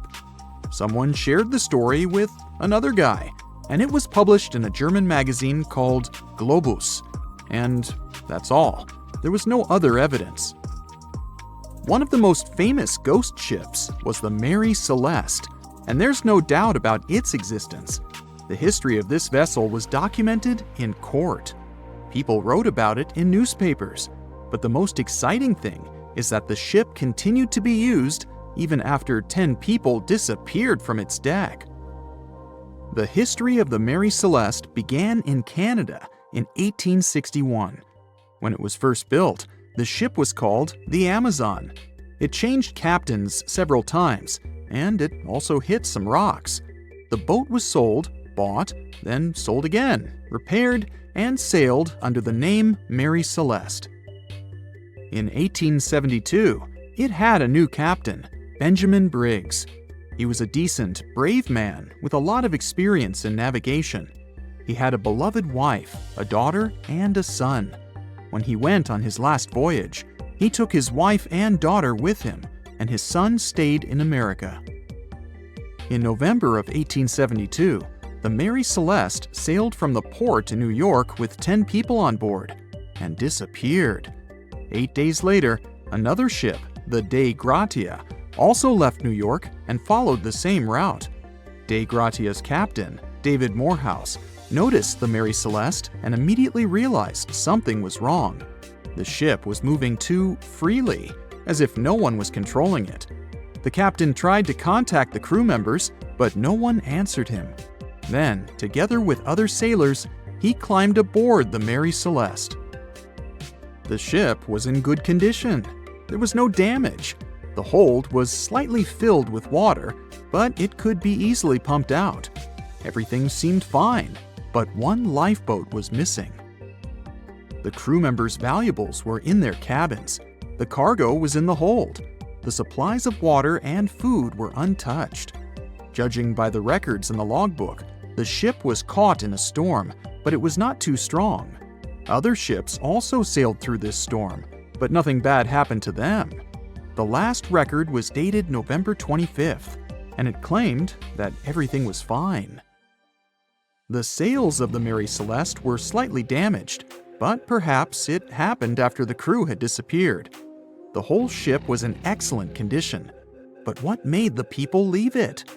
Part of the crew of the Dei Gratia stayed on board the Mary Celeste to bring it to dry land. Everything went well. They delivered the ship to the closest port. Next, the captain of the Dei Gratia appeared before the court and told about what had happened. However, the prosecutor and the judge didn't want to believe in the story of the Mary Celeste. They were sure the captain got rid of the ship's crew to get money for its cargo. According to the maritime laws of that time, if you found a ghost ship with valuable cargo, then a substantial part of this cargo belonged to you. So, many people thought that David Morehouse decided to earn some money. This version seemed to be more valid than the one about the mysterious disappearance of 10 people. Fortunately, no one accused the captain of committing a crime. They thanked him for his service and gave him a monetary reward. However, his reputation was damaged, which greatly affected his career, as many believed he attacked the crew of the Mary Celeste. But even after this terrible case, trial, and investigation, the story was not over. The Mary Celeste was still an expensive and efficient vessel. It sailed several times, but then one captain crashed it into the reefs to get insurance. The court revealed this deception and accused the captain of intentional property damage. The story of the Mary Celeste became famous all over the world. People began to build their theories, realistic and not. Someone believed the ship had sailed through the Bermuda Triangle, but this version was quickly refuted, as the route of the Mary Celeste passed thousands of miles away from the Bermuda region. Did the Kraken or another giant monster attack the ship? Nope. Since the boat was found in almost perfect condition, there were no signs of a struggle. One of the most popular versions was that the crew of the Mary Celeste stole some valuable cargo and sailed to Spain on the rescue boat. However, those who knew Captain Benjamin Briggs said he was a good, honest man. Besides, he had a son in New York, and Briggs would never leave him. A more thorough investigation revealed that a series of accidental circumstances could have caused the disappearance of the ship's crew. Before its last voyage, the vessel delivered coal. Perhaps the pump intended for pumping water got clogged with coal after that. And when the ship got into a storm, the hold filled with water and the pump broke. The captain couldn't understand the amount of water because numerous barrels in the cargo hold blocked the view. Benjamin Briggs assumed it was dangerous to stay on the ship during a storm, so he evacuated with the passengers on a lifeboat. Perhaps they were close to land and decided to sail there, but the storm intensified and overturned the boat. Also, one record in the log journal said that the chronometer was faulty. It was a device that helped to determine your location at sea using longitude. Briggs got lost and didn't know which way to sail. The storm was strong, and he couldn't determine whether the ship would sink. Perhaps Briggs decided to leave the ship in a rescue boat when he saw the coast of the Azores. The uniqueness of this ghost ship case is that, unlike many others, you can investigate it yourself. There's a lot of information about the Mary Celeste on the internet. There are documentaries and research articles. Perhaps you'll be able to notice something that others haven't seen and solve the mystery of the disappearance of 10 people. Two sailors were traveling not far from the infamous Bermuda Triangle when they noticed a boat that seemed to be moving by itself. The sails on it were down and the motor wasn't running. One of the men was Matt Rutherford, the first man to ever sail non-stop on his own around North and South America, who has seen a lot during his voyages. But this one was spooky even for him. An awfully abandoned boat that could be hiding scary things inside. Rutherford still decided to approach and inspect the vessel to see if there was someone aboard who needed help. This story happened in 2013, but the sailors waited for 10 years before they published the footage. The ghost ship, which turned out to be named Wolfhound, looked like an upscale one, and it probably cost hundreds of thousands of dollars. It seemed like whoever abandoned it was leaving in a rush. There were clothes and other personal belongings all over the main cabin. Some parts of the ceiling had fallen and some drawers had popped open. Rutherford was afraid to open doors in cabins, so he carefully searched the boat step by step, and luckily found no people who would need help. The sailors decided to tow the ghost ship back to Bermuda. It wasn't easy because Wolfhound was bigger and heavier than their boat. After days at sea, the crew was running low on fuel and asked a passing freighter to stop and give them some gas. They kept pulling Wolfhound with just sail power until the tow line got wrapped around the rudder, and they realized they could get stranded in the Bermuda Triangle. So they had to abandon the ship. after another 23 days in the Atlantic, they finally reached Bermuda. As it turned out later, the mysterious ghost ship belonged to an Irish yacht club member. It got caught in a storm with waves that were 20 feet high and super strong winds, and couldn't continue its voyage. A Greek cargo ship rescued the crew, but they had to leave the ship. Rutherford and his crew found the yacht 9 weeks later. Wolfhound is one of more than 50 ships and 20 planes that disappeared in the Bermuda Triangle since the mid-19th century. The first ship, at least officially documented, was the USS Pickering. It departed from Delaware to the West Indies in 1800. There were 70 people aboard. No one ever heard anything from them ever since. And perhaps we'll never know what exactly happened to them and where the ship is now. The largest ship that has ever disappeared in this mysterious area is the USS Cyclops. In March 1918, carrying a crew of 306 people, the USS Cyclops left Barbados and headed home to Baltimore.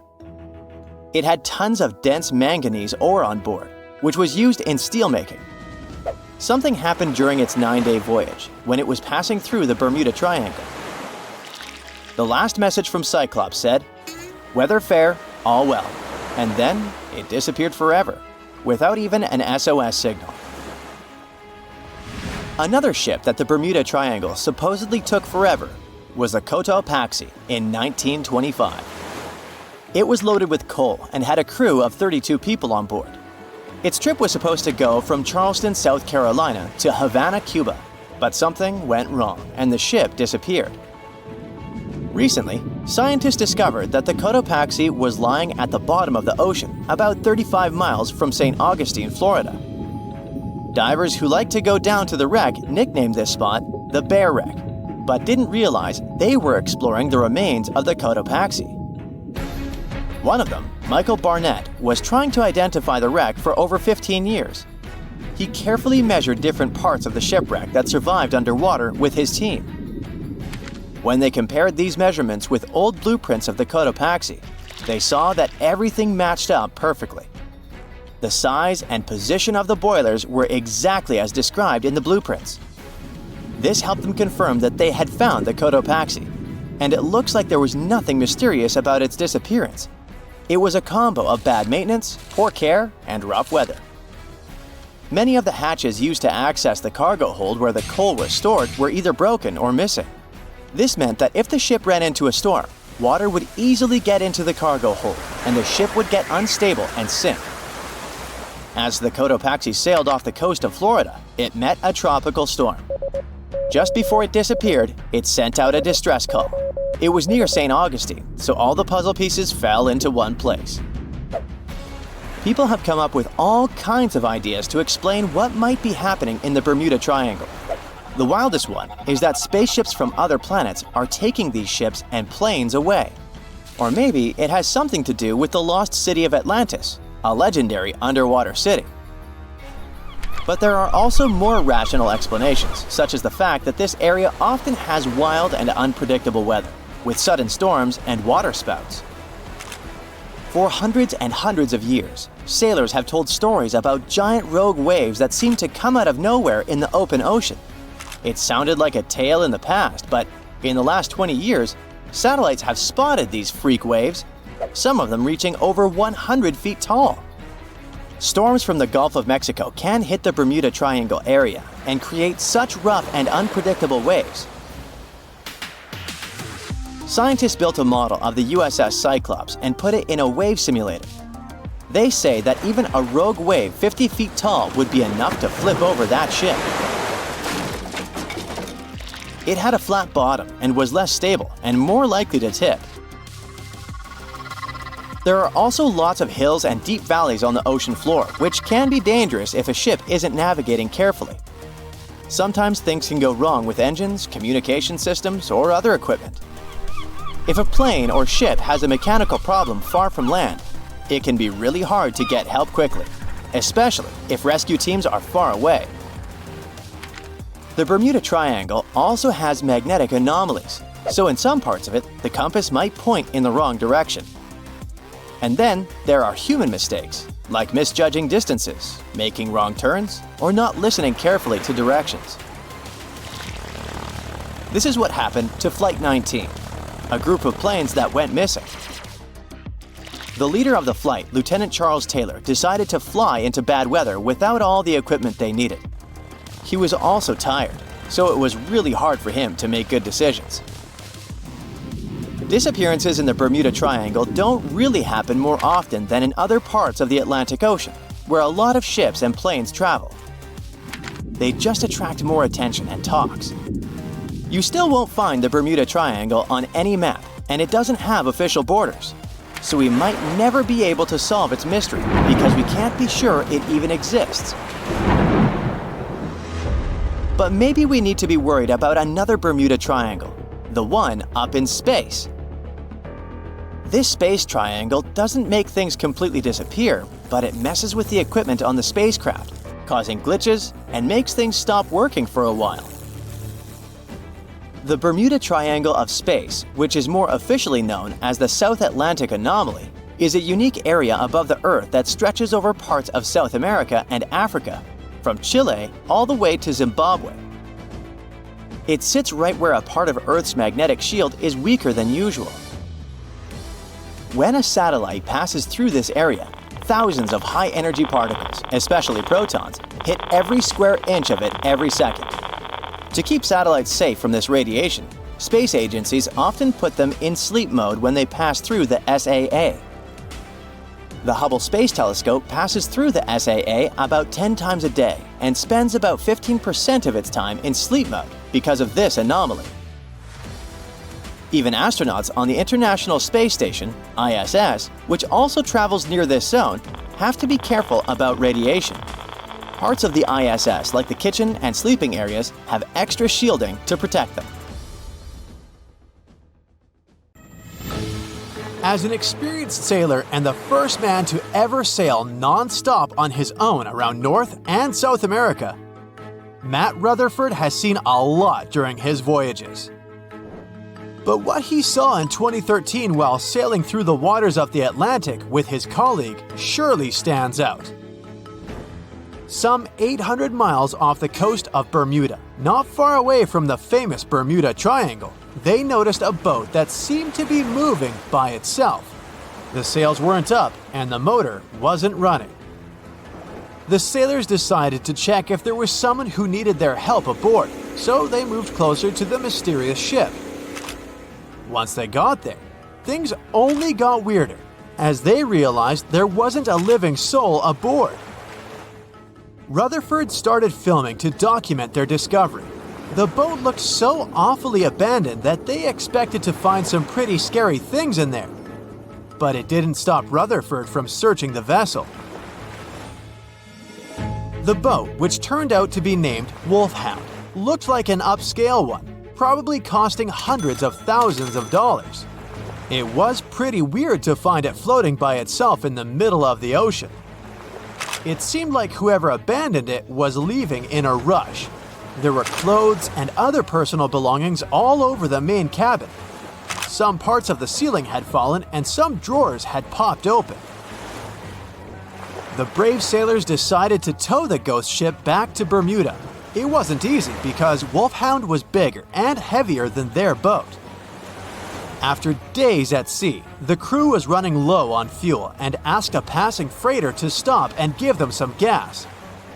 They kept pulling Wolfhound until the tow line got wrapped around the rudder and they realized they could get stranded in the Bermuda Triangle.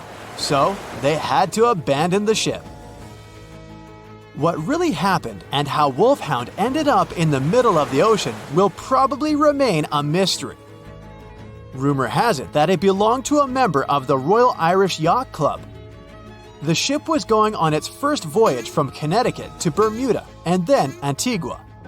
It got in a terrible storm around 400 miles away from Delaware. The winds were so strong that the yacht suffered 2 knockdowns.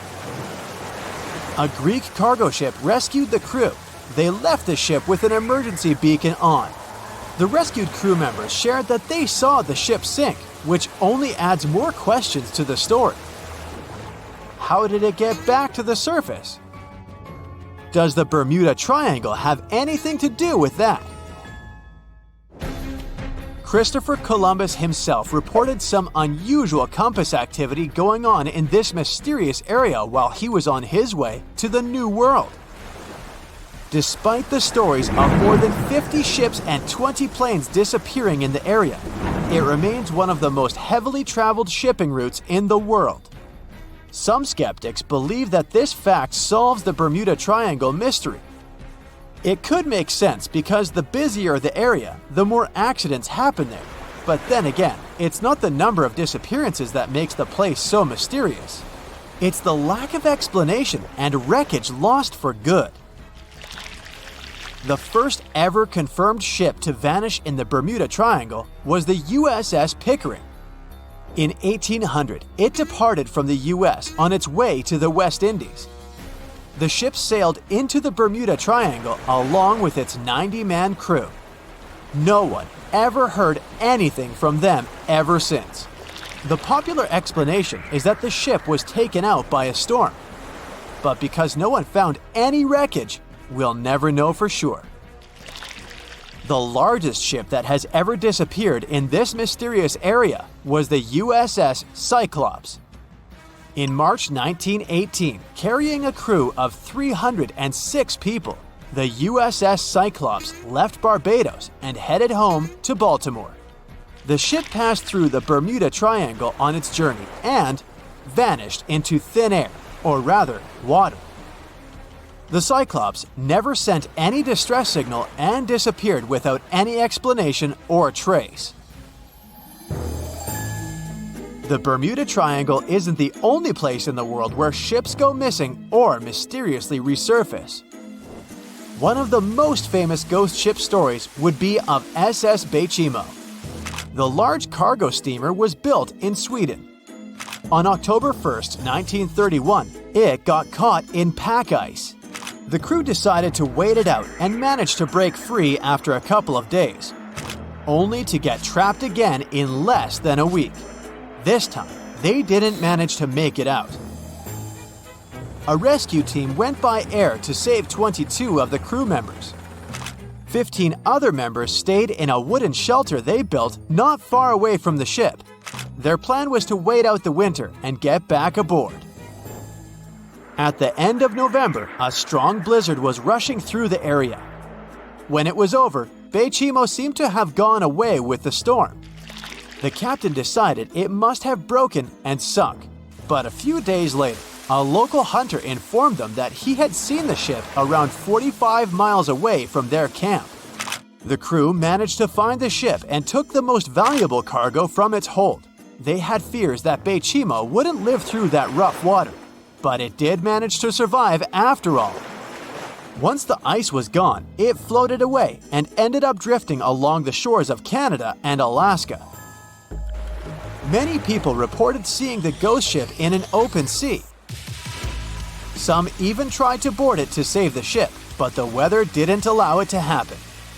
The last time someone saw SS Bechimo was in 1969, 38 years after its crew had left it. It could still be drifting somewhere in the ocean. The story of MV Joyita happened in the South Pacific. The ship was originally a wooden luxury yacht. After serving for 20 years to various owners, it became a merchant ship. In 1959, it set on a trading voyage that was supposed to last around 2 days. When it didn't reach its destination on time, no one was worried at first, as things happen in the open waters. After another day, and no distress signals from the Joyita, it was obvious that something serious was going on with it. There were 25 people aboard, and their families wanted to find them. A search and rescue crew worked for 6 days looking for the ship, or at least its wreckage, in an area of nearly 100,000 square miles. That's 1.5 times as big as Florida. Sadly, the mission had come back with no results. It seemed like Joyita had disappeared without a trace. A month later, another merchant ship noticed Joyita drifting in the ocean miles and miles away from its original route, and none of the crew members or passengers were on board. The cargo had also disappeared. The lifeboats were also gone, so the people must have escaped the ship hoping to save themselves. It turned out that the crew had been trying to get help as they tuned the radio to the International Distress Channel. But the damaged cable didn't let them send the signal any further than 2 miles. It also looked like when they were leaving the ship, the crew took the logbook with them, and we still don't know what exactly happened to Joyita. Family members of those who were on board are still looking for answers.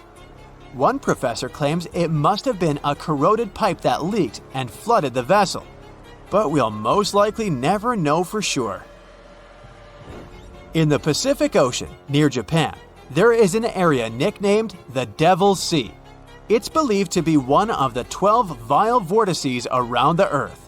Some people claim that vile vortices have weird things going on in them because the pull of the planet's electromagnetic waves is stronger there than anywhere else. The most famous ship that disappeared in the area was a fishery patrol vessel in 1952. The ship went there to investigate the vessels that went missing previously and disappeared along with 31 crew members. Scientists who don't believe it was a mysterious disappearance blame the underwater volcano eruption for what happened. Thick fog is rising over the ocean as the sun is slowly sinking towards the horizon. It's hard to see further away than a few dozen feet, but that's enough to notice a hulking, skeletal shape in the distance. As your ship approaches the figure, your heart beats faster, and then you make out the details of another vessel, abandoned by the looks of it. Ghost ships do exist, and their mysteries aren't always solved. Take MV Joyita, for example. It was a wooden vessel built in 1931 as a luxury yacht. It had served well to various people over 20 years before it was bought by a Samoan sailor and became a merchant ship. In 1955, though, Joyita's service came to an abrupt and mysterious end. On October 3rd, it set sail for another trading voyage that should have taken no more than 48 hours. Delays happen in the sea, so when Joyita didn't arrive on October 5th as scheduled, there was little worry yet. But then it failed to come on the following day too. There was no distress signal or any other sign of Joyita's presence anywhere between its departure and arrival points. A search and rescue party was dispatched to find the ship, and for 6 days, they were scouting the area of nearly 100,000 square miles. On October 12th, the mission returned to the base empty-handed. Joyita vanished without a trace. It was only a month later that another merchant ship, Tuvalu, noticed the missing vessel far away from its route, drifting in the open sea and listing heavily. The sailors boarded the ship and found that all of its crew and passengers, 25 people total, were missing, along with all the cargo the vessel had been carrying. The radio was tuned to the International Distress Channel, meaning that the crew had been trying to ask for help, but they couldn't reach anyone because the radio cable had been damaged, limiting the range to 2 miles. The lifeboats were missing as well, indicating that people on board must have left the ship. Unfortunately, they seem to have taken the logbook with them, leaving the rescue team clueless as to what had happened. Even today, the mystery of MV Joyita hasn't been solved yet. No one knows where the crew and passengers had gone and what had caused them to leave. SV Carroll A Deering wasn't a ghost ship in the usual sense of the word. There were no sightings of it in the open sea. Instead, it was found on the shore, but the circumstances of it running aground are a puzzle shrouded in mystery. Carroll A Deering was built in 1919 in Maine, and it was a large vessel made for commercial voyages. Unfortunately, despite its large cost of construction, it had only served for a year before its last trip. July 19, 1920. The ship was traveling from Puerto Rico to Rio de Janeiro via Newport News to deliver a cargo of coal. It was almost halfway to the final destination when the captain fell seriously ill, and the crew turned back to drop him and his son off and replace the captain. The voyage went without incident, but when it came to Barbados in December to resupply, there were strange moods among the crew. The first mate didn't seem to be happy with the new captain. No one paid much attention to it back then, when they probably should have. The last sighting of Carroll A. Deering at sea was on January 28, 1921, when a lightship noticed it off the coast of North Carolina. There was some commotion on the quarterdeck of the ship, where the crew were normally not allowed. Then, another vessel sighted it, but there was already no one on the decks. On January 31st, the merchant ship was found hard aground in the Diamond Shoals, a site notorious for numerous shipwrecks that had been occupying there for centuries. When the search and rescue party boarded the ship, they found it abandoned, the log and personal belongings of the crew gone, along with the 2 lifeboats. There is still no answer to what happened on board of Carroll A. Deering that January, although the most popular version was mutiny. Maybe we'll never find out the truth though. SS Bechimo is perhaps one of the most notable ghost ships in history. This large cargo steamer was built in 1914 in Sweden and plodded its way dutifully over 16 years, trading provisions for pelts with native tribes of Alaska and Canada. But then, on October 1st, 1931, Bechimo got caught in pack ice. At first, it seemed the crew would be able to wait it out and continue on their route because the ship broke free in a couple of days. But in less than a week, it became caught again, this time for good. In another week, a rescue party was sent to fetch 22 of the Bechimo's crew, while another 15 remained behind to wait through the winter if necessary and get the ship back. But a month later, after a powerful blizzard struck their camp, the sailors went out of their shelters only to find the ship gone. Luckily, a few days later, a native hunter told them Bechimo hadn't been lost yet. He'd seen it about 45 miles from where they had been stationed. They managed to track it down, but decided the ship wouldn't survive the winter, so they took the most valuable cargo from its hold and abandoned it. They were wrong though. SS Bechimo did survive that winter, and many more that followed. When the ice broke, it sailed away on its own, drifting listlessly along the shores of Canada and Alaska. There were numerous sightings of the ghost ship, sometimes adrift in the open sea, and at other times stuck in the pack ice again. People attempted to board and salvage it, but weather conditions or lack of equipment always prevented them. SS Bechimo was last sighted by native Alaskans in 1969, 38 years after its abandonment. What became of it later remains unknown. The story of SS Ourang Medan is one of the most puzzling and harrowing ghost ship stories of the 20th century. No one even knows for sure if the ship even existed in the first place. It wasn't recorded in Lloyd's Shipping, the International Register of Ships, which makes it either a tall tale or a vessel that avoided being officially recognized for some shady reasons. In any case, the accounts as to what happened to the Medan vary. According to most reports, it was carrying some unknown cargo in the Indonesian waters when a distress call was received by another ship in the vicinity. The officer on duty heard an SOS message, but its contents are different depending on the accounts. The message did not repeat, and the crew of Medan didn't answer to any attempts to contact it back. The ship that received the distress call hurried to the rescue, but they only reached the vessel the following day, when it was already drifting and slightly listing. When the rescuers boarded the ship, they found that none of the crew had survived. However, one lifeboat was missing, which implied that there was at least one crew member who managed to escape.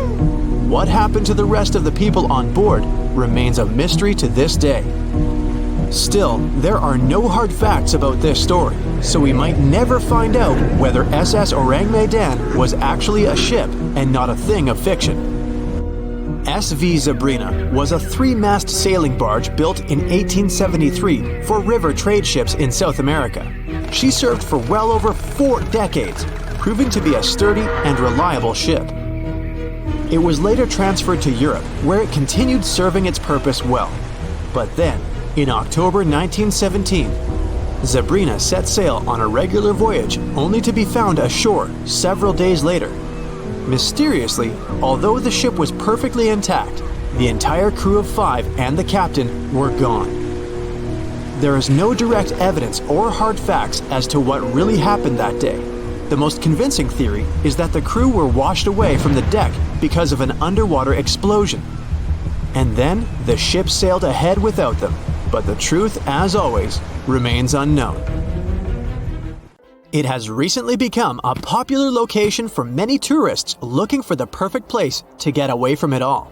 If you're lucky enough to catch a sunny day here, it's like no other, I can assure you. Chances are, you'll end up having loads of foggy days, but let's be honest, they have a special allure of their own. This enchanting smile-shaped island is called Sable Island. It's located 190 miles from mainland Nova Scotia. It wasn't accessible to the general public until 2013. That's when it was added to the list of National Parks of Canada. You can get here either by plane or by water. But what's so enchanting about this place anyway?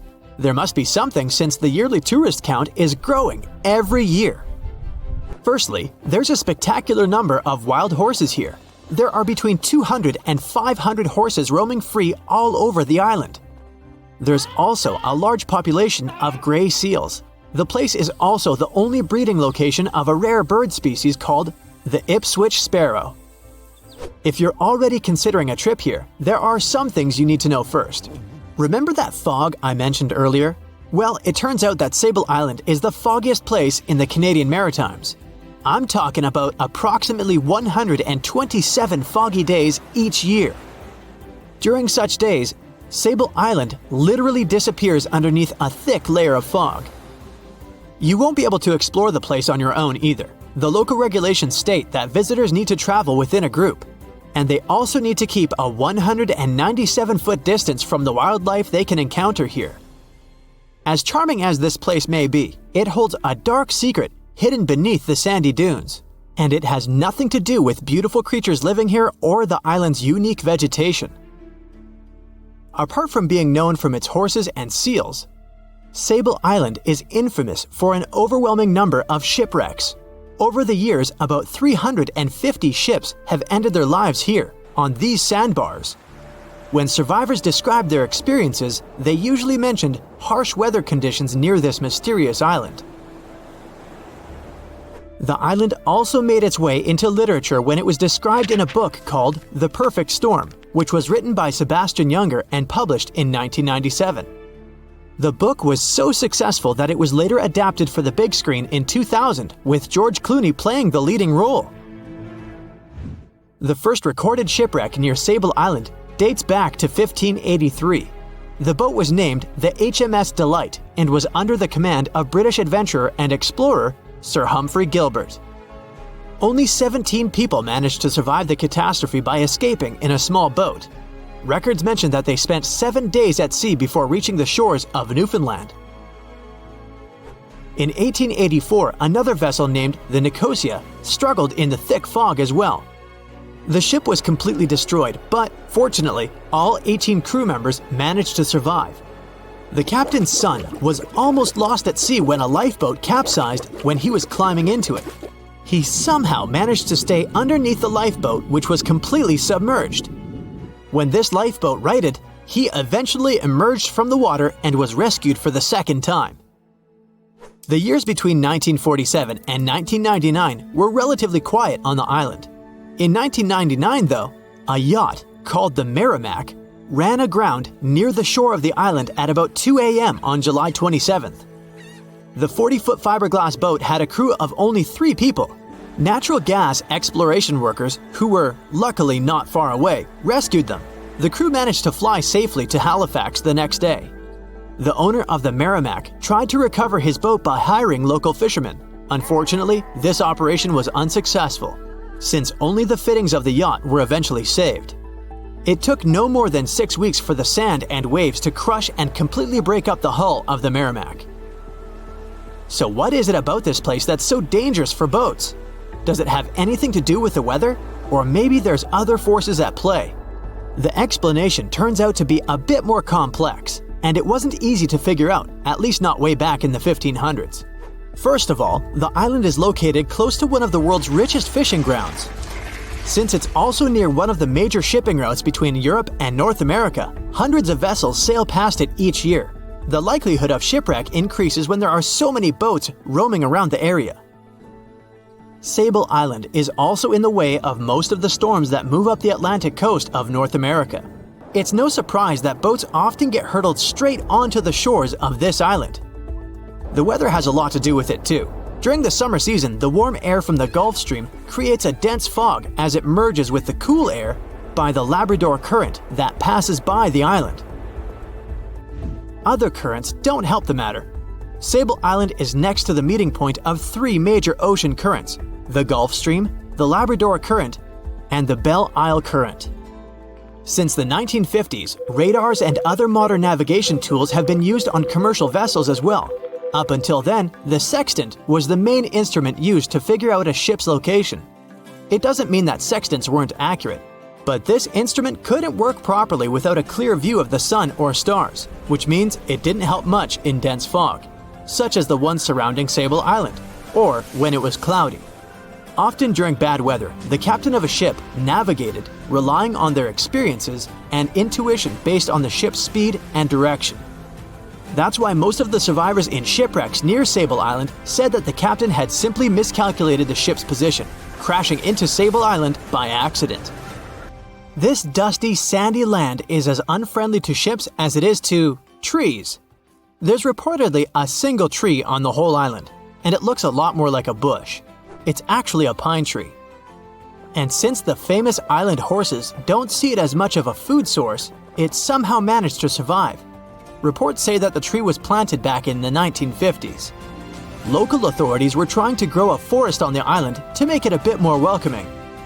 They've planted tens of thousands of trees over the years, more than 69,000 evergreens, 600 fruit trees, and about 55 pounds of pine seeds, along with other plants which could survive the conditions on the island. But they were no match for the extreme weather and sandy soil. Out of all those plants, just one pine tree is still alive. Thanks to its resistance, it has even become a symbol of Sable Island. Interestingly, for around 40 years, the island also had just one inhabitant. Can you imagine that? One person living on a remote island for so many decades? It's the story of a woman called Zoe Lucas. She chose to surround herself with the only residents on the island: the horses, the gray seals, and the many species of birds. An esteemed naturalist, she mentioned in an interview she gave back in 2017 that she was used to living on the island and that she never got lonely. To survive here, she had to put together an essentials kit. It included a notebook to take notes and a pair of binoculars to study the wildlife. You can safely assume she wasn't scared of the intimidating surroundings, since she decided to eventually call this place home. At first, Zoe wanted to set up camp on one end of the island, near some abandoned buildings. But eventually, she settled in a wooden house near a bunch of sand dunes. A Canadian institution called the Meteorological Service of Canada put together the simple construction back in the 1940s. Parks Canada operates the building these days. Zoe's work included gathering as much data on the local horse population as possible. It could help scientists better understand how they managed to adapt to the unfriendly environment. She also helped gather the debris that made it to the shore to help track pollution levels. Among all the rubbish that she collected, there was a refrigerator and a crate full of fresh peppers. Some other specialists eventually started working rotating shifts on Sable Island to offer the brave woman a little bit of company now and then. At the beginning of the 20th century, somewhere off the coast of West Africa, a German steamship was leaving the port. Suddenly, the weather got worse, and the vessel entered a thick fog. The sailors ran aground on a sandbank close to the shore. Luckily, no one was hurt, and they were even able to save their precious cargo. But the ship was stuck in the sand for good. And it was not alone there. Nearly the entire length of the western coast of Namibia is called Skeleton Coast. If the name sounds scary, that's because it is. This 976-mile-long beach line is among the most dangerous places on Earth. The local Bushman tribes believe that their supreme deity made this land when it was angry. The Portuguese were the first Europeans to set foot in Namibia in the 15th century. And yep, they didn't like Skeleton Coast either. Portuguese explorers thought this land presented the gates to the underworld. This is the place where the Namib Desert meets the Atlantic Ocean. It might be dangerous, but it's actually beautiful. Plus, it's a UNESCO World Heritage Site. If Skeleton Coast had a PR manager, they would quit on the first day on the job. The area is not exactly tourist-friendly because of its geography and history. Beneath the sand and the waves, there is a secret ocean currently lurking for unsuspecting sailors. It's called Benguela Current. It flows towards the north along the coast of southern Africa. This part of the Atlantic is rich in marine life, but the current's land neighbor isn't that happy with the deal. This arid climate created the Namib Desert, one of the driest regions on Earth. And that marine life I just mentioned? It's sharks. 11 species of them to be exact. And yes, the great white decides to pop by once in a while. So far, we've got a desert landscape, strong currents, and sharks. Not a place for a beachside resort, definitely. But if someone ends up on Skeleton Coast, will they know they're in danger? Don't worry, they will. The beach is littered with wrecks of all sizes and shapes. If you remember that German ship I mentioned in the very beginning, its massive and rusted stern is now sticking out from the desert sand. There are some 500 wrecks in total scattered along the coast, and it's a mixed crowd, from Portuguese galleons centuries old to ships that ran ashore here in the 21st century. A modern fishing ship called Zela India managed to slip from its tow rope in 2008 and ended up on Skeleton Coast. Okay, it didn't escape on its own, it had some help from the elements. But it's better to be a tourist attraction on a beach than to be broken up for scrap. That's where the trawler was originally going, poor thing. Skeleton Coast's most famous inhabitant, to call it such a place, is the wreck of the Dunedin Star. The British cargo liner ran aground here in 1942.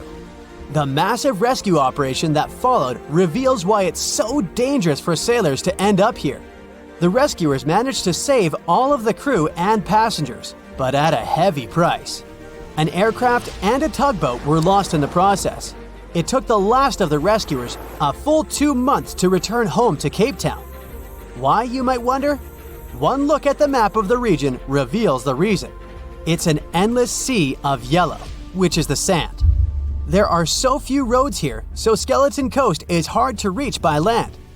There are also legal obstacles. You need a special permit to drive into the area. But the skeletons in the name of the area don't only refer to ships, they also stand for animal bones. Most of these belong to whales and seals.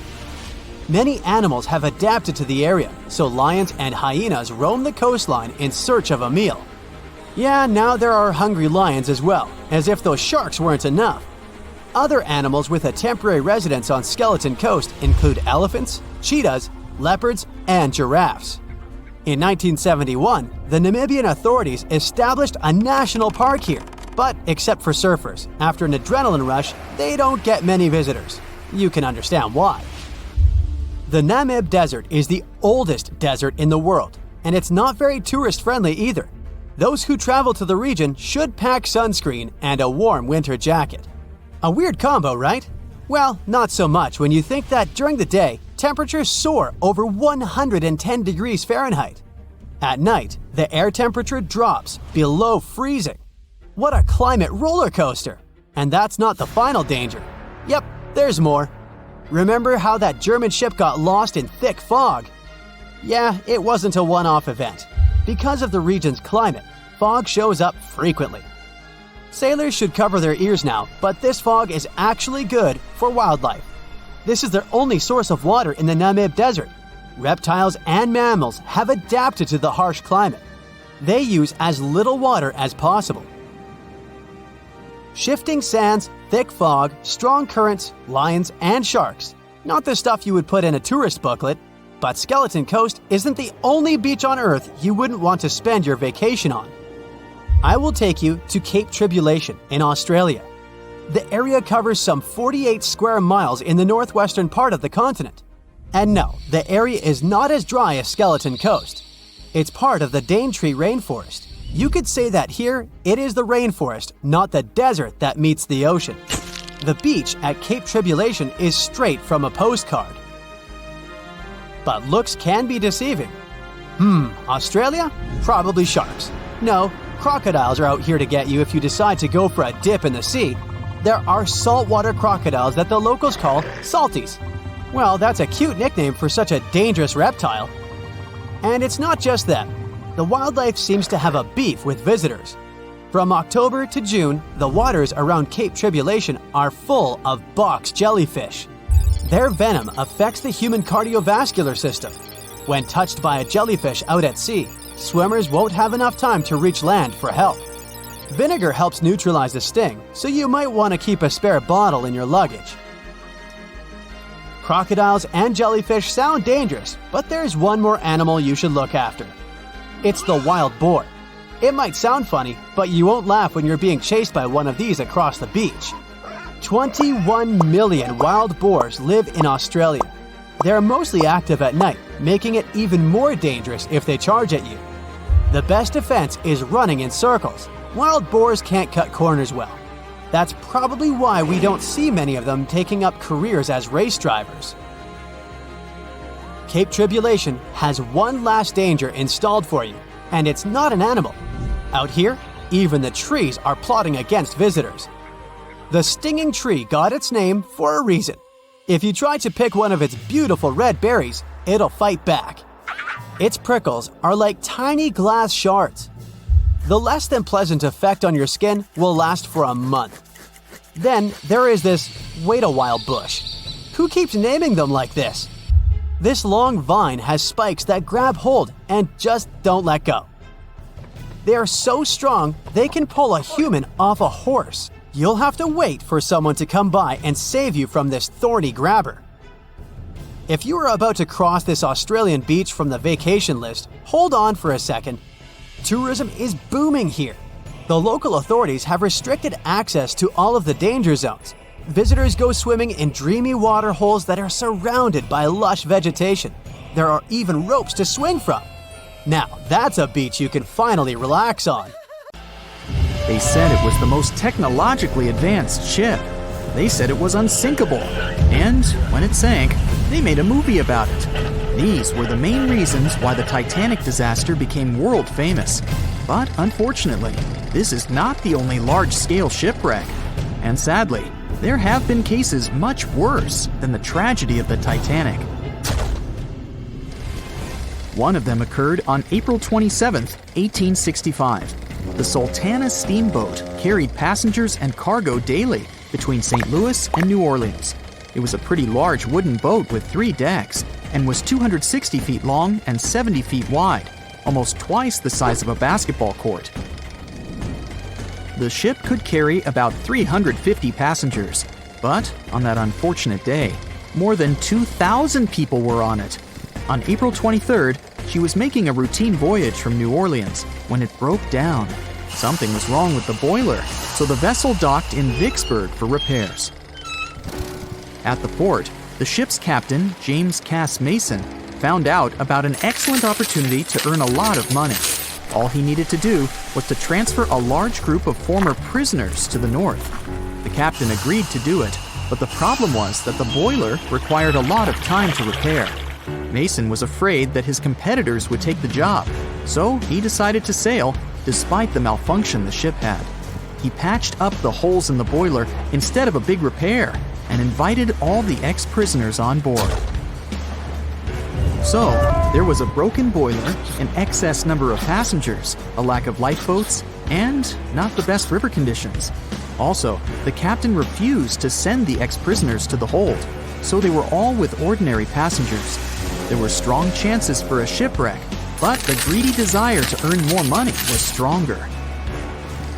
The Sultana went on a voyage and sailed up the river for 2 days.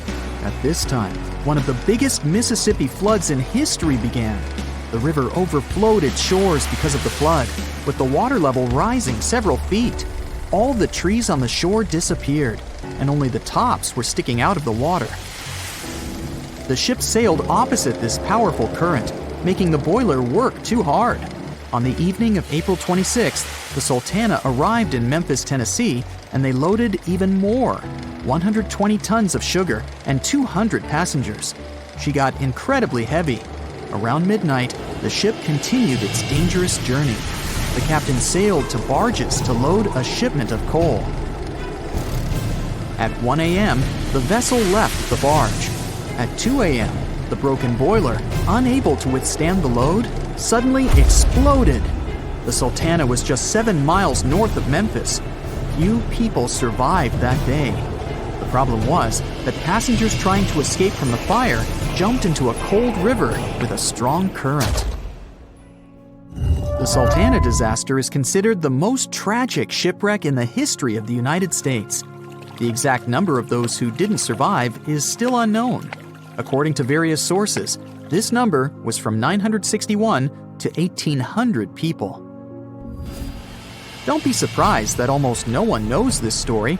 There were many more survivors in the Titanic tragedy, and everybody heard about it. But the Sultana sank during one high-profile event. 12 days before the shipwreck, the country lost Abraham Lincoln. People hadn't yet recovered from this news, so no one paid much attention to the tragedy of the Sultana. Many catastrophes happened quite recently by historical standards. One of them occurred in 2002. The ferry La Jula was a Senegalese vessel. The ferry sailed twice a week, mainly along the coast of Dakar, carrying passengers who traded mango and palm oil. It made daily voyages and never faced severe problems thanks to modern rescue equipment and good repair service. But one day, the ship's crew discovered a malfunction and sent the boat to port. For almost a year, La Jula was in a non-working condition, awaiting repairs. But it didn't get high-quality service. After poor maintenance, the ferry set off on its last voyage. On September 26, 2002, La Jula sailed between southern Senegal and Dakar, and at 11 p.m. headed toward Gambia, where a strong storm began. The wind raised high waves, but this wasn't critical for the large passenger ship unless the number of people on board didn't exceed the established norm. La Jula was supposed to carry about 500 passengers, but had many more people that day. Too many passengers, poor repairs, and a strong storm caused severe problems for the ship. But the main factor in the shipwreck was that La Jula was only built for sailing in coastal waters, but that day, it sailed far from the shore. Big waves started rocking the boat, and at some point, it just turned upside down. The ship's deck went underwater, and its lower part stuck above the surface like an iceberg. All the passengers sitting in cabins fell on the ceiling and lost their orientation in space. There were no holes or damage in the ship's hull, and water flooded the lower decks for a long time. The vessel stood in a twisted position for several hours. Then, the boat began to sink when the water seeped through the deck and hold. The ocean was warm, but no one came to save the passengers. People had to wait almost 4 days to be rescued. Unfortunately, only a few managed to survive. The Philippines is a very dangerous area for ships. This place consists of several thousand islands and a vast area with shallow water.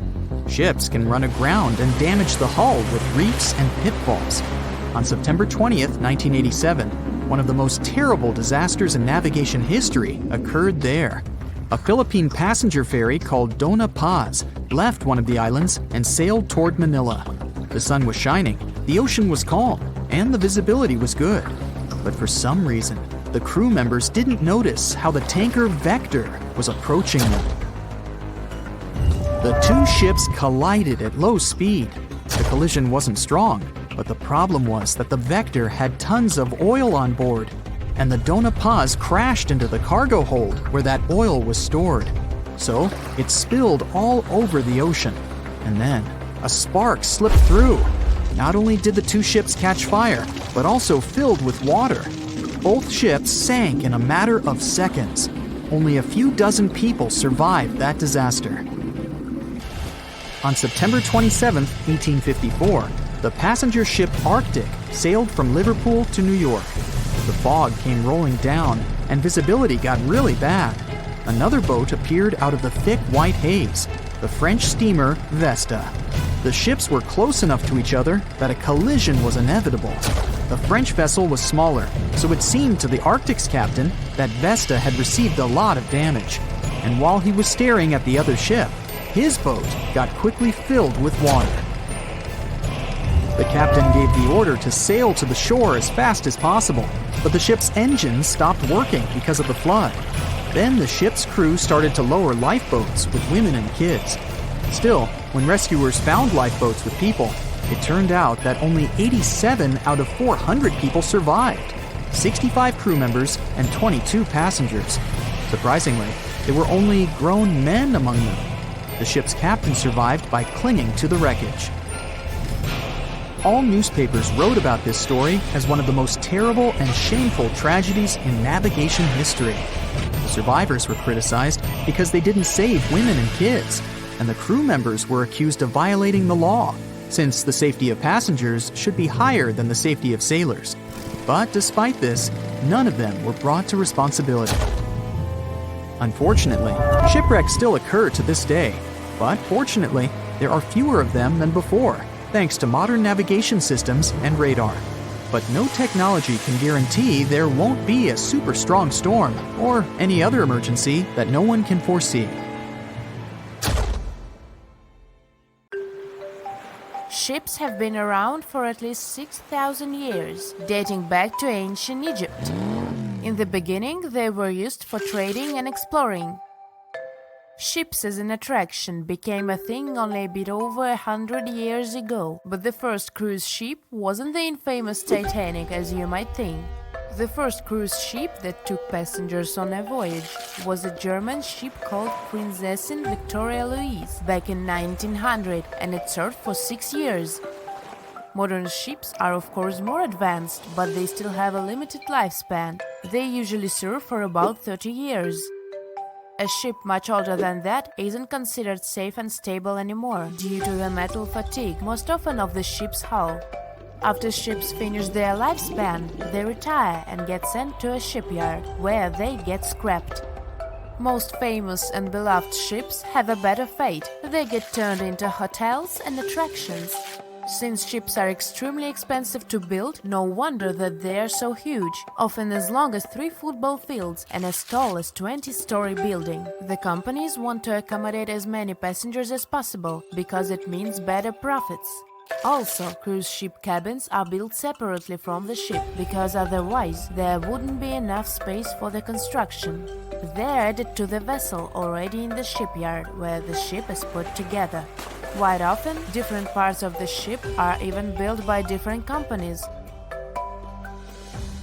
Voyages are fun, but if you need to get somewhere fast, cruise ships shouldn't be your first choice, because they are very slow. On average, they travel at the speed of just 23 miles per hour. Ships travel way slower than cars and planes, because they move huge amounts of water. Move on the ground and you're fast. Now step in a swimming pool and try to run there. It'll be way harder for you to do, and you'll be way slower, barely moving through. Now keep in mind that you are much smaller than a ship. As we've seen, ships are massive. When you put something in the water, it displaces the amount of water that is equivalent to its weight. So a ship displaces thousands of tons of water and then pushes through it. That's why they are slow. Such huge ships sure have big anchors. An average anchor weighs like 4 grown-up elephants. The crew members try to avoid dropping the anchor when it's possible, because such a massive thing can severely harm the ecosystems at the bottom of the sea. When boarding a ship, the first thing we have to notice is lifeboats. The Titanic was designed to carry 64 lifeboats, but it only had 20 of them. The rest is history, but ever since what happened to the Titanic, ships are required to have safety equipment to accommodate 125% of the people on the ship. So, it's even more than required, just to be on a safe side. But here is the story. In 1915, 3 years after the Titanic sank, a cruise ship called SS Eastland, which was loaded with extra lifeboats and rafts, sank under the heavy weight of all that extra equipment. But don't worry, it never happened again. Even though modern cruise ships are very safe, it's good to be prepared. So let's take a look inside one of those lifeboats. Firstly, they are orange in color, and it's not just some orange. This one has a special name, International Bright Orange. Of course, there is a good reason to use it, better visibility. If we take a look at the color wheel, orange is the exact opposite of blue, meaning that it's most contrasting to it. So, in between the sea and the sky, which usually appear blue, an orange boat will be the most visible. Life jackets and life preservers are orange for the same reason, as you might have guessed. But International Bright Orange only became a requirement in 1962. Before that, the life jackets were mostly white. For example, look at those life jackets. These are the ones that were used by the passengers on the Titanic. But white isn't a good choice at all. It's particularly hard to spot a white life jacket and a white lifeboat on a white-capped sea. All the equipment inside the lifeboats must meet international requirements and must be kept in good condition. So, the crew members are required to do maintenance every 3 months to avoid any rupture and damage of the lifeboats and everything in them. Firstly, there is a fresh water and food ration, for obvious reasons. Then there is a portable compass, which helps determine the direction in which to steer it. The next thing is a signaling mirror. It's a device that allows the light to attract the attention of passing ships. A less expected thing inside is an embarkation ladder, a rope ladder with wooden or metal steps that are used to ascend or descend from one ship to another. And finally, there is a first aid kit. All cruise ships pick up stranded sailors and fishermen, and that happens quite often. So don't be surprised if your cruise ship stops in the middle of the sea to pick someone up. It's common practice. Ships can even change their course to pick up some stranded sailors if they get a distress call. Have you noticed that all ships, both cruise ships and container ships, always have the bottom of the hull painted red? Yes, it's a thing. In early times, when ships were mostly made of wood, sailors were painting the hulls with copper paint, because it was protecting the vessel from wood-eating worms, barnacles, and seaweed. The copper was the ingredient that was giving the paint that color. All this muck wasn't only impairing the vessel's structure, but was also increasing the drag, preventing the ships from moving as fast as they could have. So, protective paint is important to reduce the number of barnacles that get accumulated.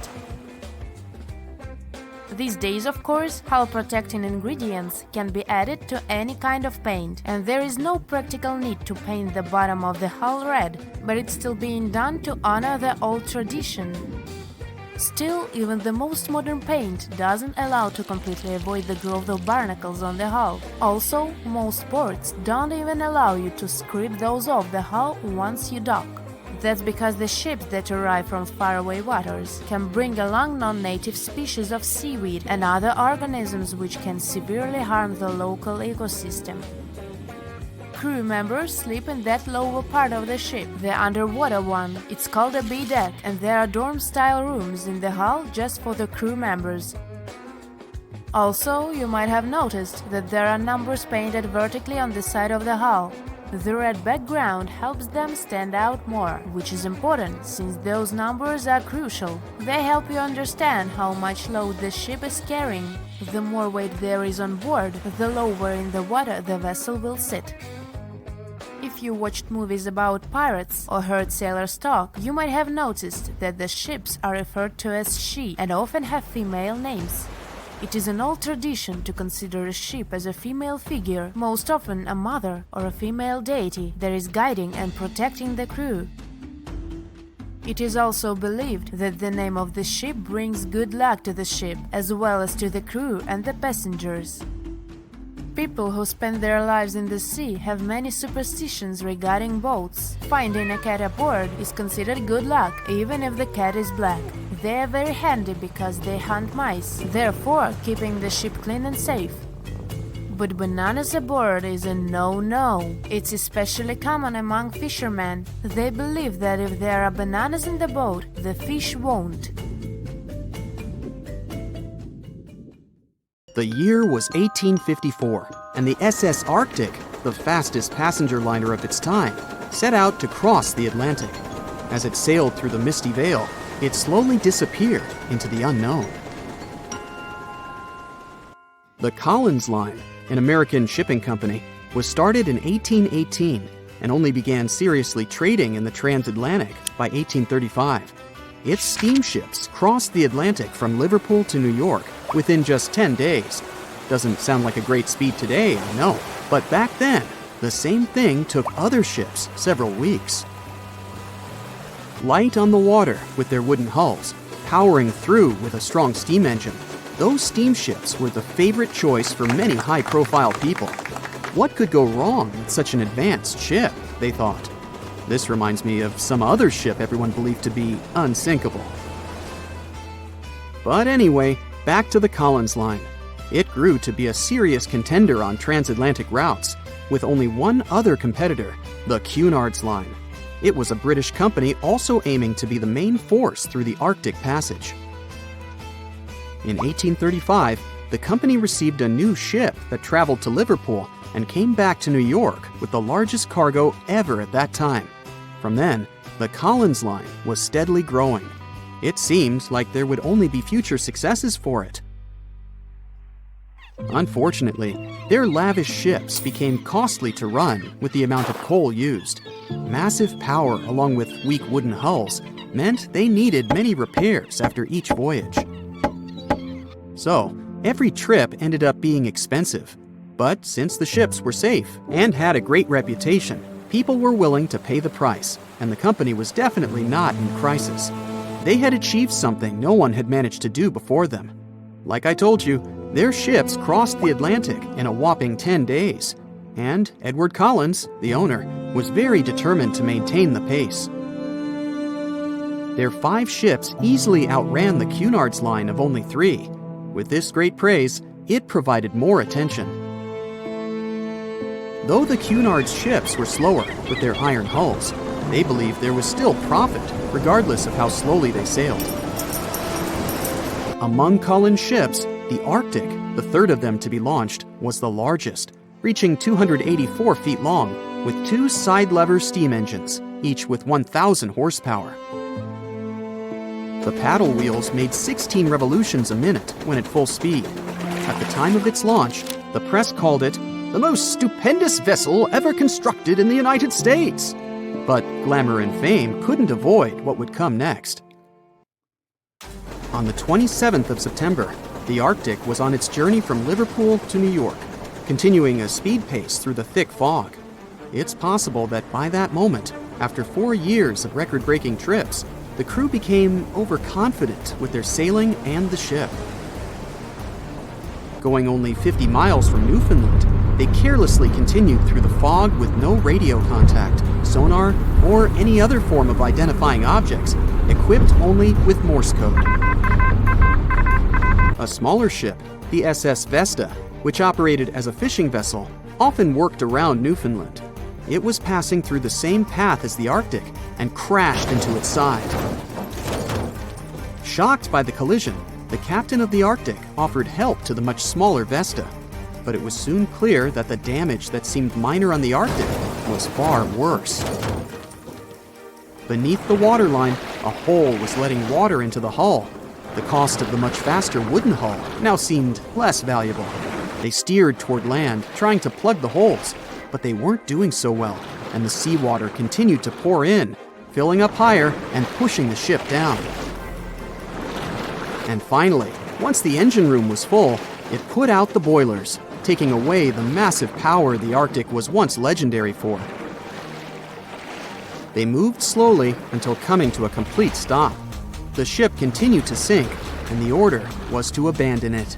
At the time, maritime law allowed for the Arctic to carry only 6 lifeboats, only capable of saving 180 people. The crew and some of the passengers managed to push their way aboard and took most of the seats on those boats. Things were pretty wild, and everyone forgot about their manners, not letting the ladies and the youngest ones board first. It took 4 hours for the Arctic to sink. 150 crew and 250 passengers were on board.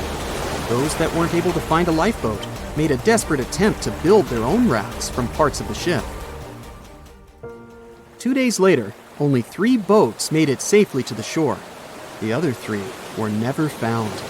Believe it or not, the rescue party also saved some people that had been clinging to the wreckage for 2 days. Unlike the crew, the captain went down with the Arctic, but amazingly survived.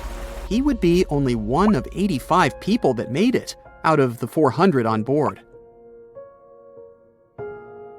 When the news arrived 2 weeks later, the public responded with great sadness to the losses. Great anger soon followed towards the poor safety measures in the crew. The press published demands to change the laws for more lifeboats. It only made sense to have enough for every person on board a ship. But they ignored those requests. This neglect would lead to more disasters in the future. Enough lifeboats would only come into maritime law some 60 years later, after the disaster of the Titanic. Edward Collins' wife and 2 children were also aboard the ship and didn't return. He was heartbroken, but didn't stop running his business. The Collins line still had a reputation to uphold, the biggest, fastest, and most luxurious on the Atlantic. Edward Collins would now build an even better ship than any other. It was named the Adriatic, and it was the largest ship in the world, 354 feet long. With 2 alternating steam engines that had never been built of this size. These steam engines at the time were at the height of engineering, though today you can only see them in models and toys. With the new addition of 2 masts, the Adriatic would also be able to sail if needed. Luckily, they made some lessons from the disaster of the Arctic. But before their new ship, the Adriatic, was built, another disaster had occurred. The sister ship of the Arctic had also sunk. They believed this second ship was desperate to stay in front of the Cunard's line and hit an iceberg somewhere during the race. This weird contest took the lives of 141 people. The desperation of Collins and his weakly built hulls pushed the company towards bankruptcy in 1858. The newly built Adriatic, costing over $1 million, had only made 1 voyage in the end. And even that voyage was considered a disaster. The ship collided with a tugboat. It still managed to finish its maiden voyage at a suitable time. After the company had gone bankrupt, they had to sell the ship for only $50,000. They removed the great giant engines, replacing them with only sails. Although it was once the greatest ship on the high seas, it was only 30 years later until it was abandoned, labeled irreparable, and anchored in a river. The other remaining ships were also sold and only used for parts.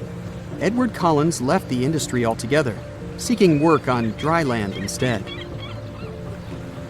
As the Collins line was no longer in the mix, the Cunards would grow in strength.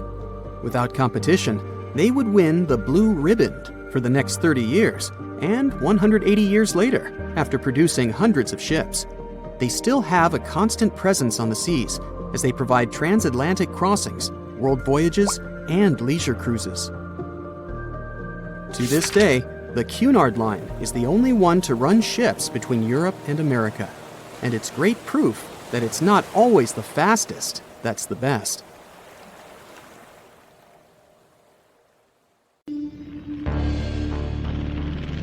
In 1945, 5 TBF Avenger aircraft took flight for a routine training exercise around the Bermuda Triangle.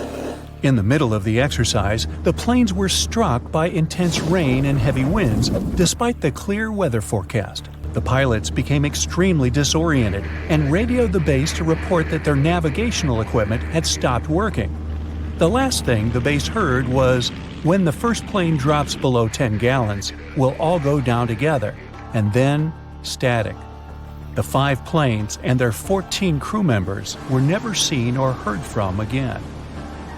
On his very first voyage to the New World in 1492, Christopher Columbus sailed through the Bermuda Triangle. Columbus reported that one night when he was on the deck of the ship, he noticed a giant light appear in the distance, unlike anything he had ever seen before. Columbus looked at his compass for direction, and it gave off erratic readings. You might have noticed that the Bermuda Triangle doesn't appear on any world map. This is because official institutions refuse to acknowledge that the area actually exists. A popular theory suggests that rogue waves are responsible for the many disappearances. Rogue waves are called extreme storm waves by scientists. They occur when different weather patterns take place at the same time and cause large, unexpected waves. Witnesses say that the waves look like giant walls of water. These waves could explain why ships go down fast and without leaving any trace. The Bermuda Triangle is home to some pretty intense and unexpected weather. Storms build up quickly and unexpectedly, then disappear soon after. If you blink, you might miss it. This could explain why few distress signals are issued. Pilots and sailors never saw the weather coming. No one knows exactly how many ships and planes have disappeared in the Bermuda Triangle. The rough estimate is 50 ships and 20 planes. Most of the time, the disappearances had no explanation and no wreckage has ever been left behind. Another bizarre theory trying to solve the Bermuda Triangle mystery comes from Charlie Berlitz. He insists that the area is home to the lost city of Atlantis. The missing ships and planes and malfunctioning equipment, according to him, were all caused by rays of energy let out by the special energy crystals that power Atlantis. While this sounds silly, Berlitz's theory was convincing enough that over 20 million people bought his book worldwide. In the year 1800, a large sailing vessel called the USS Pickering departed from the U.S. on its way to the West Indies. The ship sailed into the Bermuda Triangle along with its 90-man crew and was never heard from again. The USS Pickering was the first ever confirmed ship to vanish in the Bermuda Triangle. It's believed that the ship was taken out by a storm, but because no wreckage was ever found, we'll never know for sure. When the TBF Avenger planes went missing, a massive search operation was conducted. Boats and planes searched the Bermuda Triangle for any signs of the aircraft. One of the boats searching was a PBM-5 Mariner airboat. The airboat took flight at 7:27 p.m. and called in a routine radio message 3 minutes later. Then, it was never heard from again. No trace was ever found of the rescue airboat or the 5 Avenger aircraft. An enormous investigation was launched into the disappearance of all these vehicles, but nothing was ever discovered. This particular area of the ocean is one of the most heavily traveled shipping routes in the world.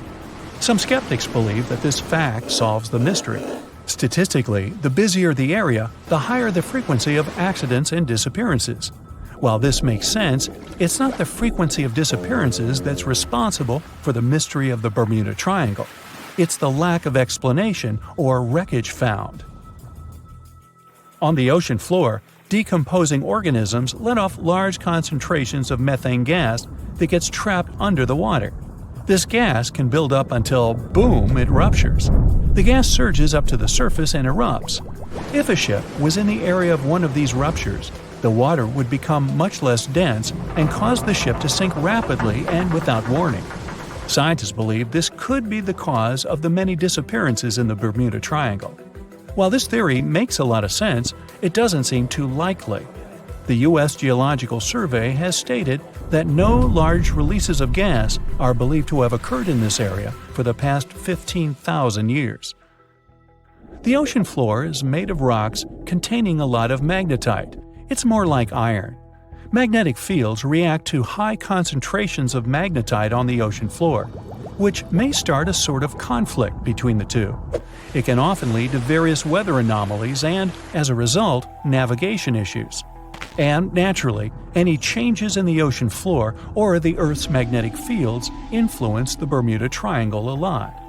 Since the magnetic field is constantly moving, it might be also taking the Bermuda Triangle with it. Now that people know where the triangle is, it's easy to avoid it. It supposedly moves eastward together with the magnetic poles, but scientists still can't answer where exactly it will be in a couple of years. Some people blame all the disasters on the extraterrestrial paranormal activity. Others suppose it's all about raging natural phenomena. There's another triangle in Lake Michigan. Just like the one near Bermuda, the Michigan Triangle got its shady reputation for some disappearances. The first recorded one dates back to 1679.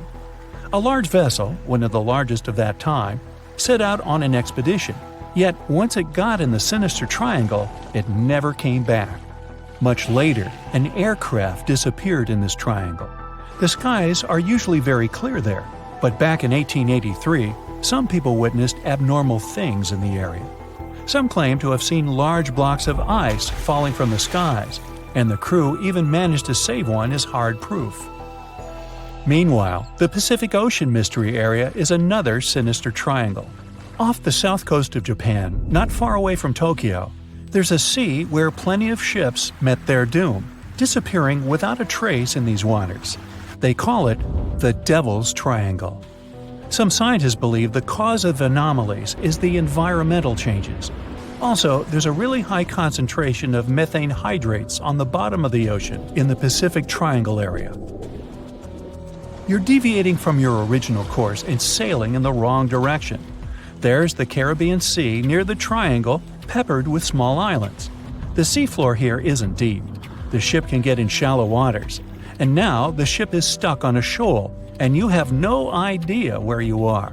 If this were the 21st century, the ship's captain would be able to reach the shore using GPS and other modern navigation. But the most interesting thing is that the compass would work correctly this time, since the magnetic North Pole hasn't already coincided with the true one for a long time in the territory of the Bermuda Triangle. The agonic line is somewhere far away from here. There are no problems with navigation now, but for some reason, this is where ships disappear. In fact, not just here. Throughout the Atlantic Ocean, there are places where many more ships were gone. The Bermuda Triangle is not even in the top 10 of such places.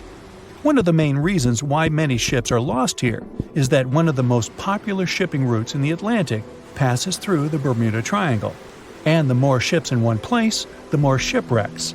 Simple probability. Then, it just starts getting weird. Other theories say that there's a space-time rift in this region.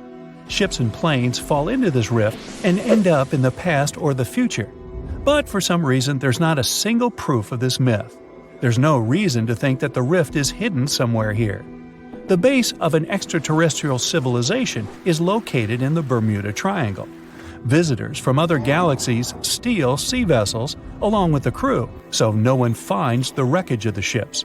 This is also a popular myth that has no scientific justification. The Kraken lives somewhere in the triangle. It's a huge squid that sinks ships and also is a legend that sailors tell each other.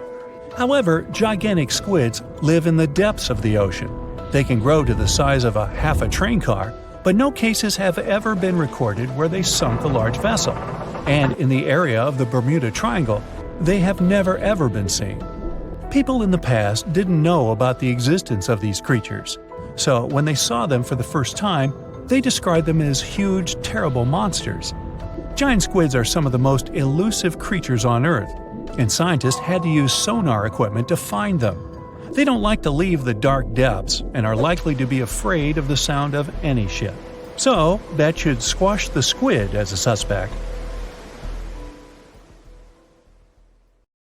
The sea, this unrelenting water beast, has been defying all attempts to tame it for centuries.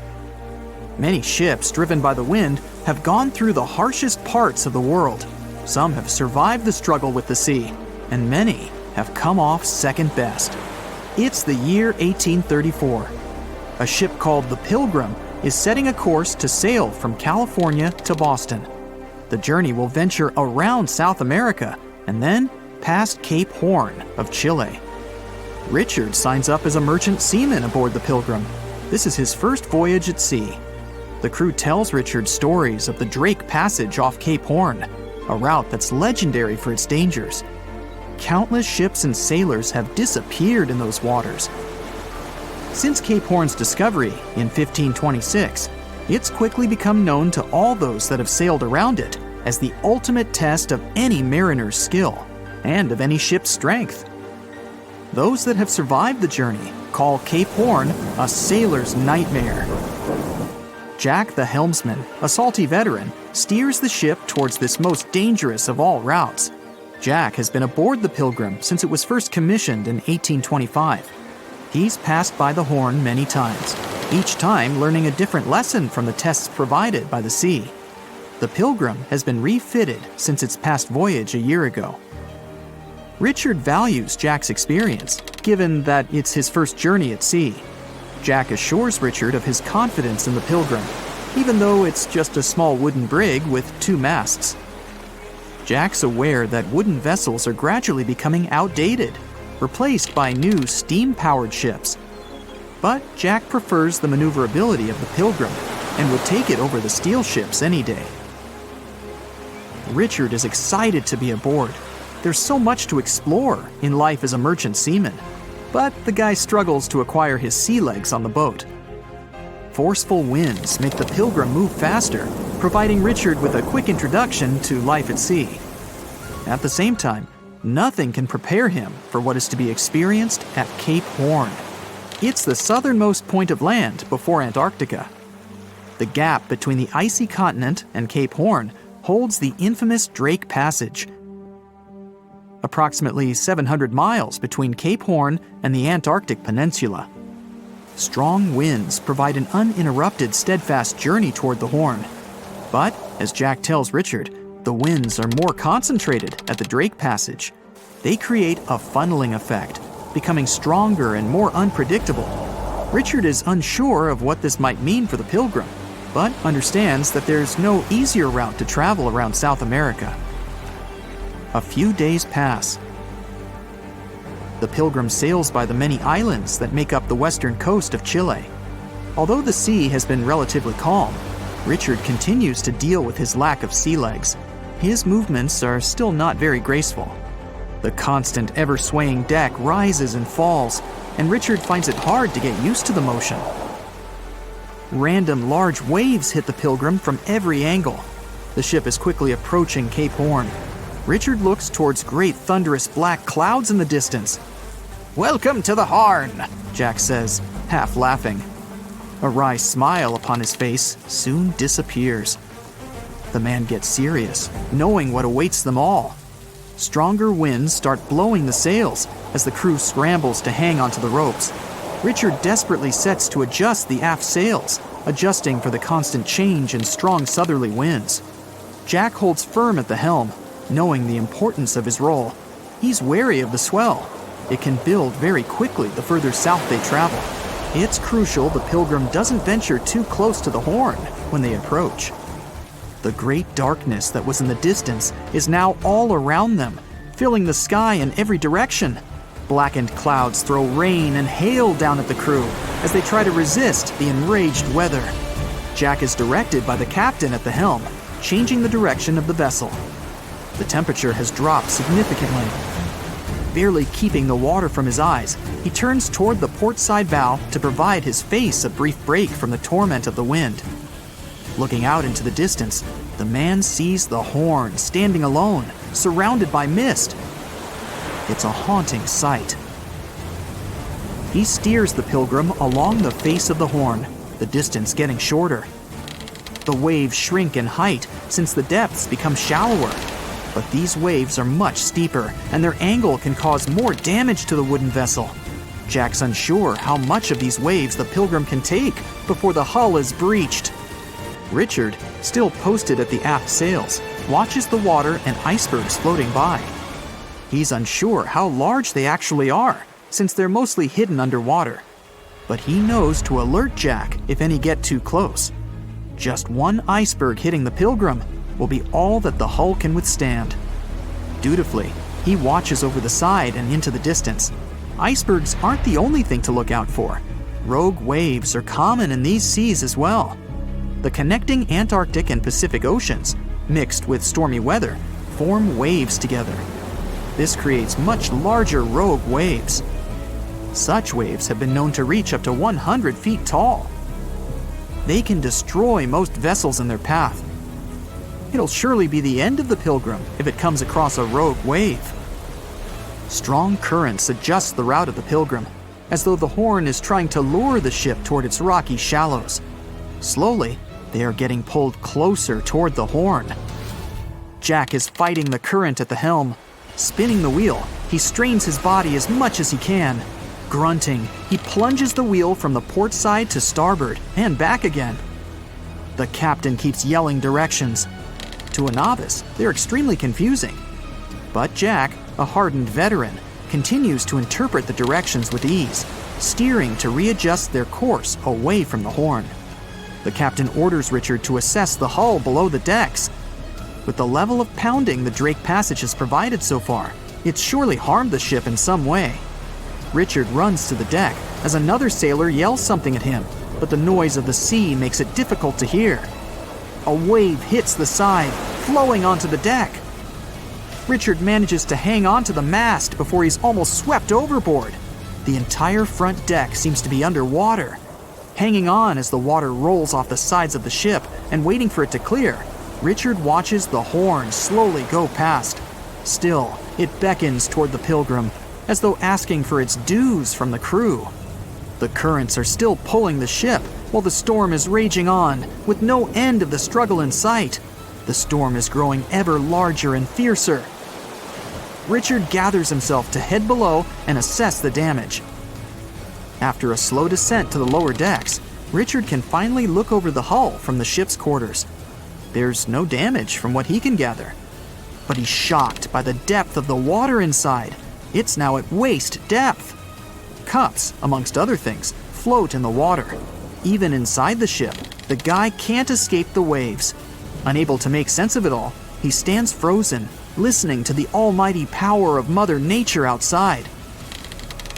The sea roars even more wildly, waves constantly thudding against the hull. It sounds like a somber drumbeat, a slow countdown to the demise of the Pilgrim. Richard forces himself back to the terrors of the above decks, grasping onto the rails to carefully walk the slippery stairs. He leaves the disturbing creaks of the wooden decks. They're soon replaced with the strained sounds of the ropes, the yells of other sailors, and the deafening roar of the sea crashing all around him. Jack is at the helm, focused on his role, still fighting the wind and the waves, even with the addition of ice and frost.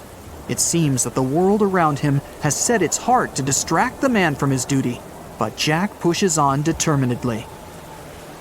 For 9 days, the Pilgrim fights the constant changes in stormy weather, facing all kinds of obstacles, but the ship manages to make it through.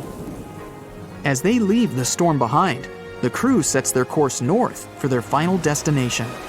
The sight of the sun peeking through the dark clouds is the most relieving thing Richard has ever experienced. Unfortunately, Richard lost his rations at some stage during the storm. At sea, if your rations are lost, it's your own bad luck. Luckily, Jack is kind enough to share some of his. More than 25 million people boarded cruise ships globally back in 2017. It may not seem like a lot, but that's more than the total population of Belgium. It's a great vacation alternative with an added bonus. You can sample various different destinations for future time off in one single trip. If you've already booked a trip on a cruise ship, but you still have no idea what you should pack, start with some research on your specific cruise location. Either way, be sure to bring deck-friendly shoes that are low-heeled. Also, add a pair that's comfortable to walk on larger distances for the days spent ashore. Depending on the season, you might want to add a few swimsuits too. If you're on any type of medication, make sure you bring it with you in its original packaging. If you're a light packer, don't worry. Most cruise ships come equipped with laundry rooms. They're kind of pricey, especially if you want your garments to be washed, ironed, and folded for you. But it does save you the extra hassle of packing more clothes or washing them for yourself. It's really important that you check in with your credit card company before boarding a ship, more so if your itinerary includes one or more foreign countries. Your credit card might get frozen if there's any unusual activity on your account. Most of these companies have algorithms that get triggered once there are charges from different countries in rapid succession, which is exactly what you'll be doing on a cruise ship. Letting them know beforehand saves you the embarrassment of having your card declined at some fancy restaurant. To make sure you get the best room, before booking it, check out the ship's deck plan. It should be available on their website. If it's peace and tranquility you're looking for, don't go for the rooms directly above or below any of the ship's entertainment points. Also, if you have a history of getting seasick, try to skip the rooms that are available at the front of the ship. Rather, go for those located in the middle of the ship on a lower deck. You'll feel less movement. If it's your first time going on a cruise, you might be surprised to know that some cabin rooms don't have windows. Before making a reservation, make sure to check out all the amenities of the room you intend to book. Most cruise liners add a bunch of pictures from the common rooms on their reservation pages, and it might be a bit confusing as to what you're getting exactly for that specific price point. Also, some rooms on board are quite small too. If you don't like to sleep in small spaces, you might want to upgrade to a larger room, even if it's a bit pricier. You can always split the cost with a friend if they want to join you on the cruise. With the help of modern technology, even if a specific location doesn't have windows, it doesn't mean you can't watch the waves. How, you might ask? Fancier cruise ships feature a secret added bonus. In the areas with no access to sunlight, specialists have built virtual balconies. These high-tech screens work by showing you what's going on outside in real time. They have an added benefit too. In case of bad weather, guests can still have a feel of the outdoors, without the wind or rain ruining their hair or their outfit. It may not be the real deal, but it still beats getting claustrophobic on board. Planning on going on a budget cruise? It might not be such a bad idea, especially if you're on the lookout for last-minute upgrades. You might even end up vacationing like a millionaire without having to spend money like one. These upgrades sometimes include things like a private balcony in your room, maybe some spa services, or even better prices for high-end meals. If they aren't all booked by the time people board the ship, they might be open for the rest of the passengers for way better prices than initially listed. There might be hidden freebies on board if you pay close attention. Things like complimentary pastries on board late in the morning or a late-night cup of tea on the house might be some of the things offered to guests. You only need to ask. You might want to check out what other tourists are doing. Some people with more experience cruising can offer pretty great tips and tricks. Don't be afraid to start a conversation if you see someone getting something for free. Some cruise ships do go all the way on the fancy dial. They even have exclusive areas designed for guests staying in expensive suites. Most of the time, they're located at the top of the ship. On one particular cruise, these types of guests have designated staff members called Royal Genies, which are similar to butlers. They can cater to just a few cabins. Since the cruise line wants to divert other guests from asking them various questions, which will take time away from their assigned guests, the genies do not wear a name tag in public areas. Most common areas of cruise ships do require travelers to follow a dress code, but if you do your research in advance, you might find that some areas are more relaxed when it comes to what people need to wear. Most cruise ships require people to adhere to smart attire, which means pants with a collared shirt for men, or blouses and skirts, dresses, or stylish pants for the ladies. As for the travel destinations, be sure to research the ports you're about to visit in advance. You'll know what to wear, what the weather will be, and if you need to pack anything else, like an umbrella or a beach towel. Stops on cruises only last for a few hours in most cases, so you'll want to get the most out of them. If that specific location includes museums or art galleries you want to add to your checklist, be sure to book in advance so you don't waste time waiting in lines. Some cruise ships even provide their guests with private tours of the ports they're about to visit. Do make sure to book them in advance if this is something you might be interested in, as the list gets pretty full quite fast. Independent tours are a bit more private. You can spend time with your tour guide and even ask more questions. Always remember to put your phone in airplane mode while on board. Most cruise ship horror stories involve cruising newbies that ended up paying thousands of dollars in cell phone charges while on ships, just because they forgot to turn it off. If you're the type of person that can't switch off their phone, be sure to check with your cell phone provider before traveling internationally. Some can provide special plans for limited amounts of time without extra charges. You'll be free to chat, call, or browse YouTube videos without worrying you'll end up paying a fortune. Most cruise ships also provide you with complimentary Wi-Fi or Wi-Fi packages that can be purchased in advance, which are way more affordable. You can stick to communicating with your friends and family back home via FaceTime or Skype. People that have heard about the Titanic tragedy will always wonder what might happen if something goes wrong while on board. Let's take lifeboats, for instance. The Titanic had a mere 20 lifeboats on board, which were tragically not enough to fit all the passengers after the ship hit the iceberg. Some fancy cruise ships these days have an even lower number of lifeboats, anywhere from 15 to 18. Sounds strange? Well, not really, given the fact that each lifeboat can accommodate up to 370 people. Even the largest ships, which have an estimated capacity of 8,000 people if fully booked, including tourists and staff, are safe in case of an emergency.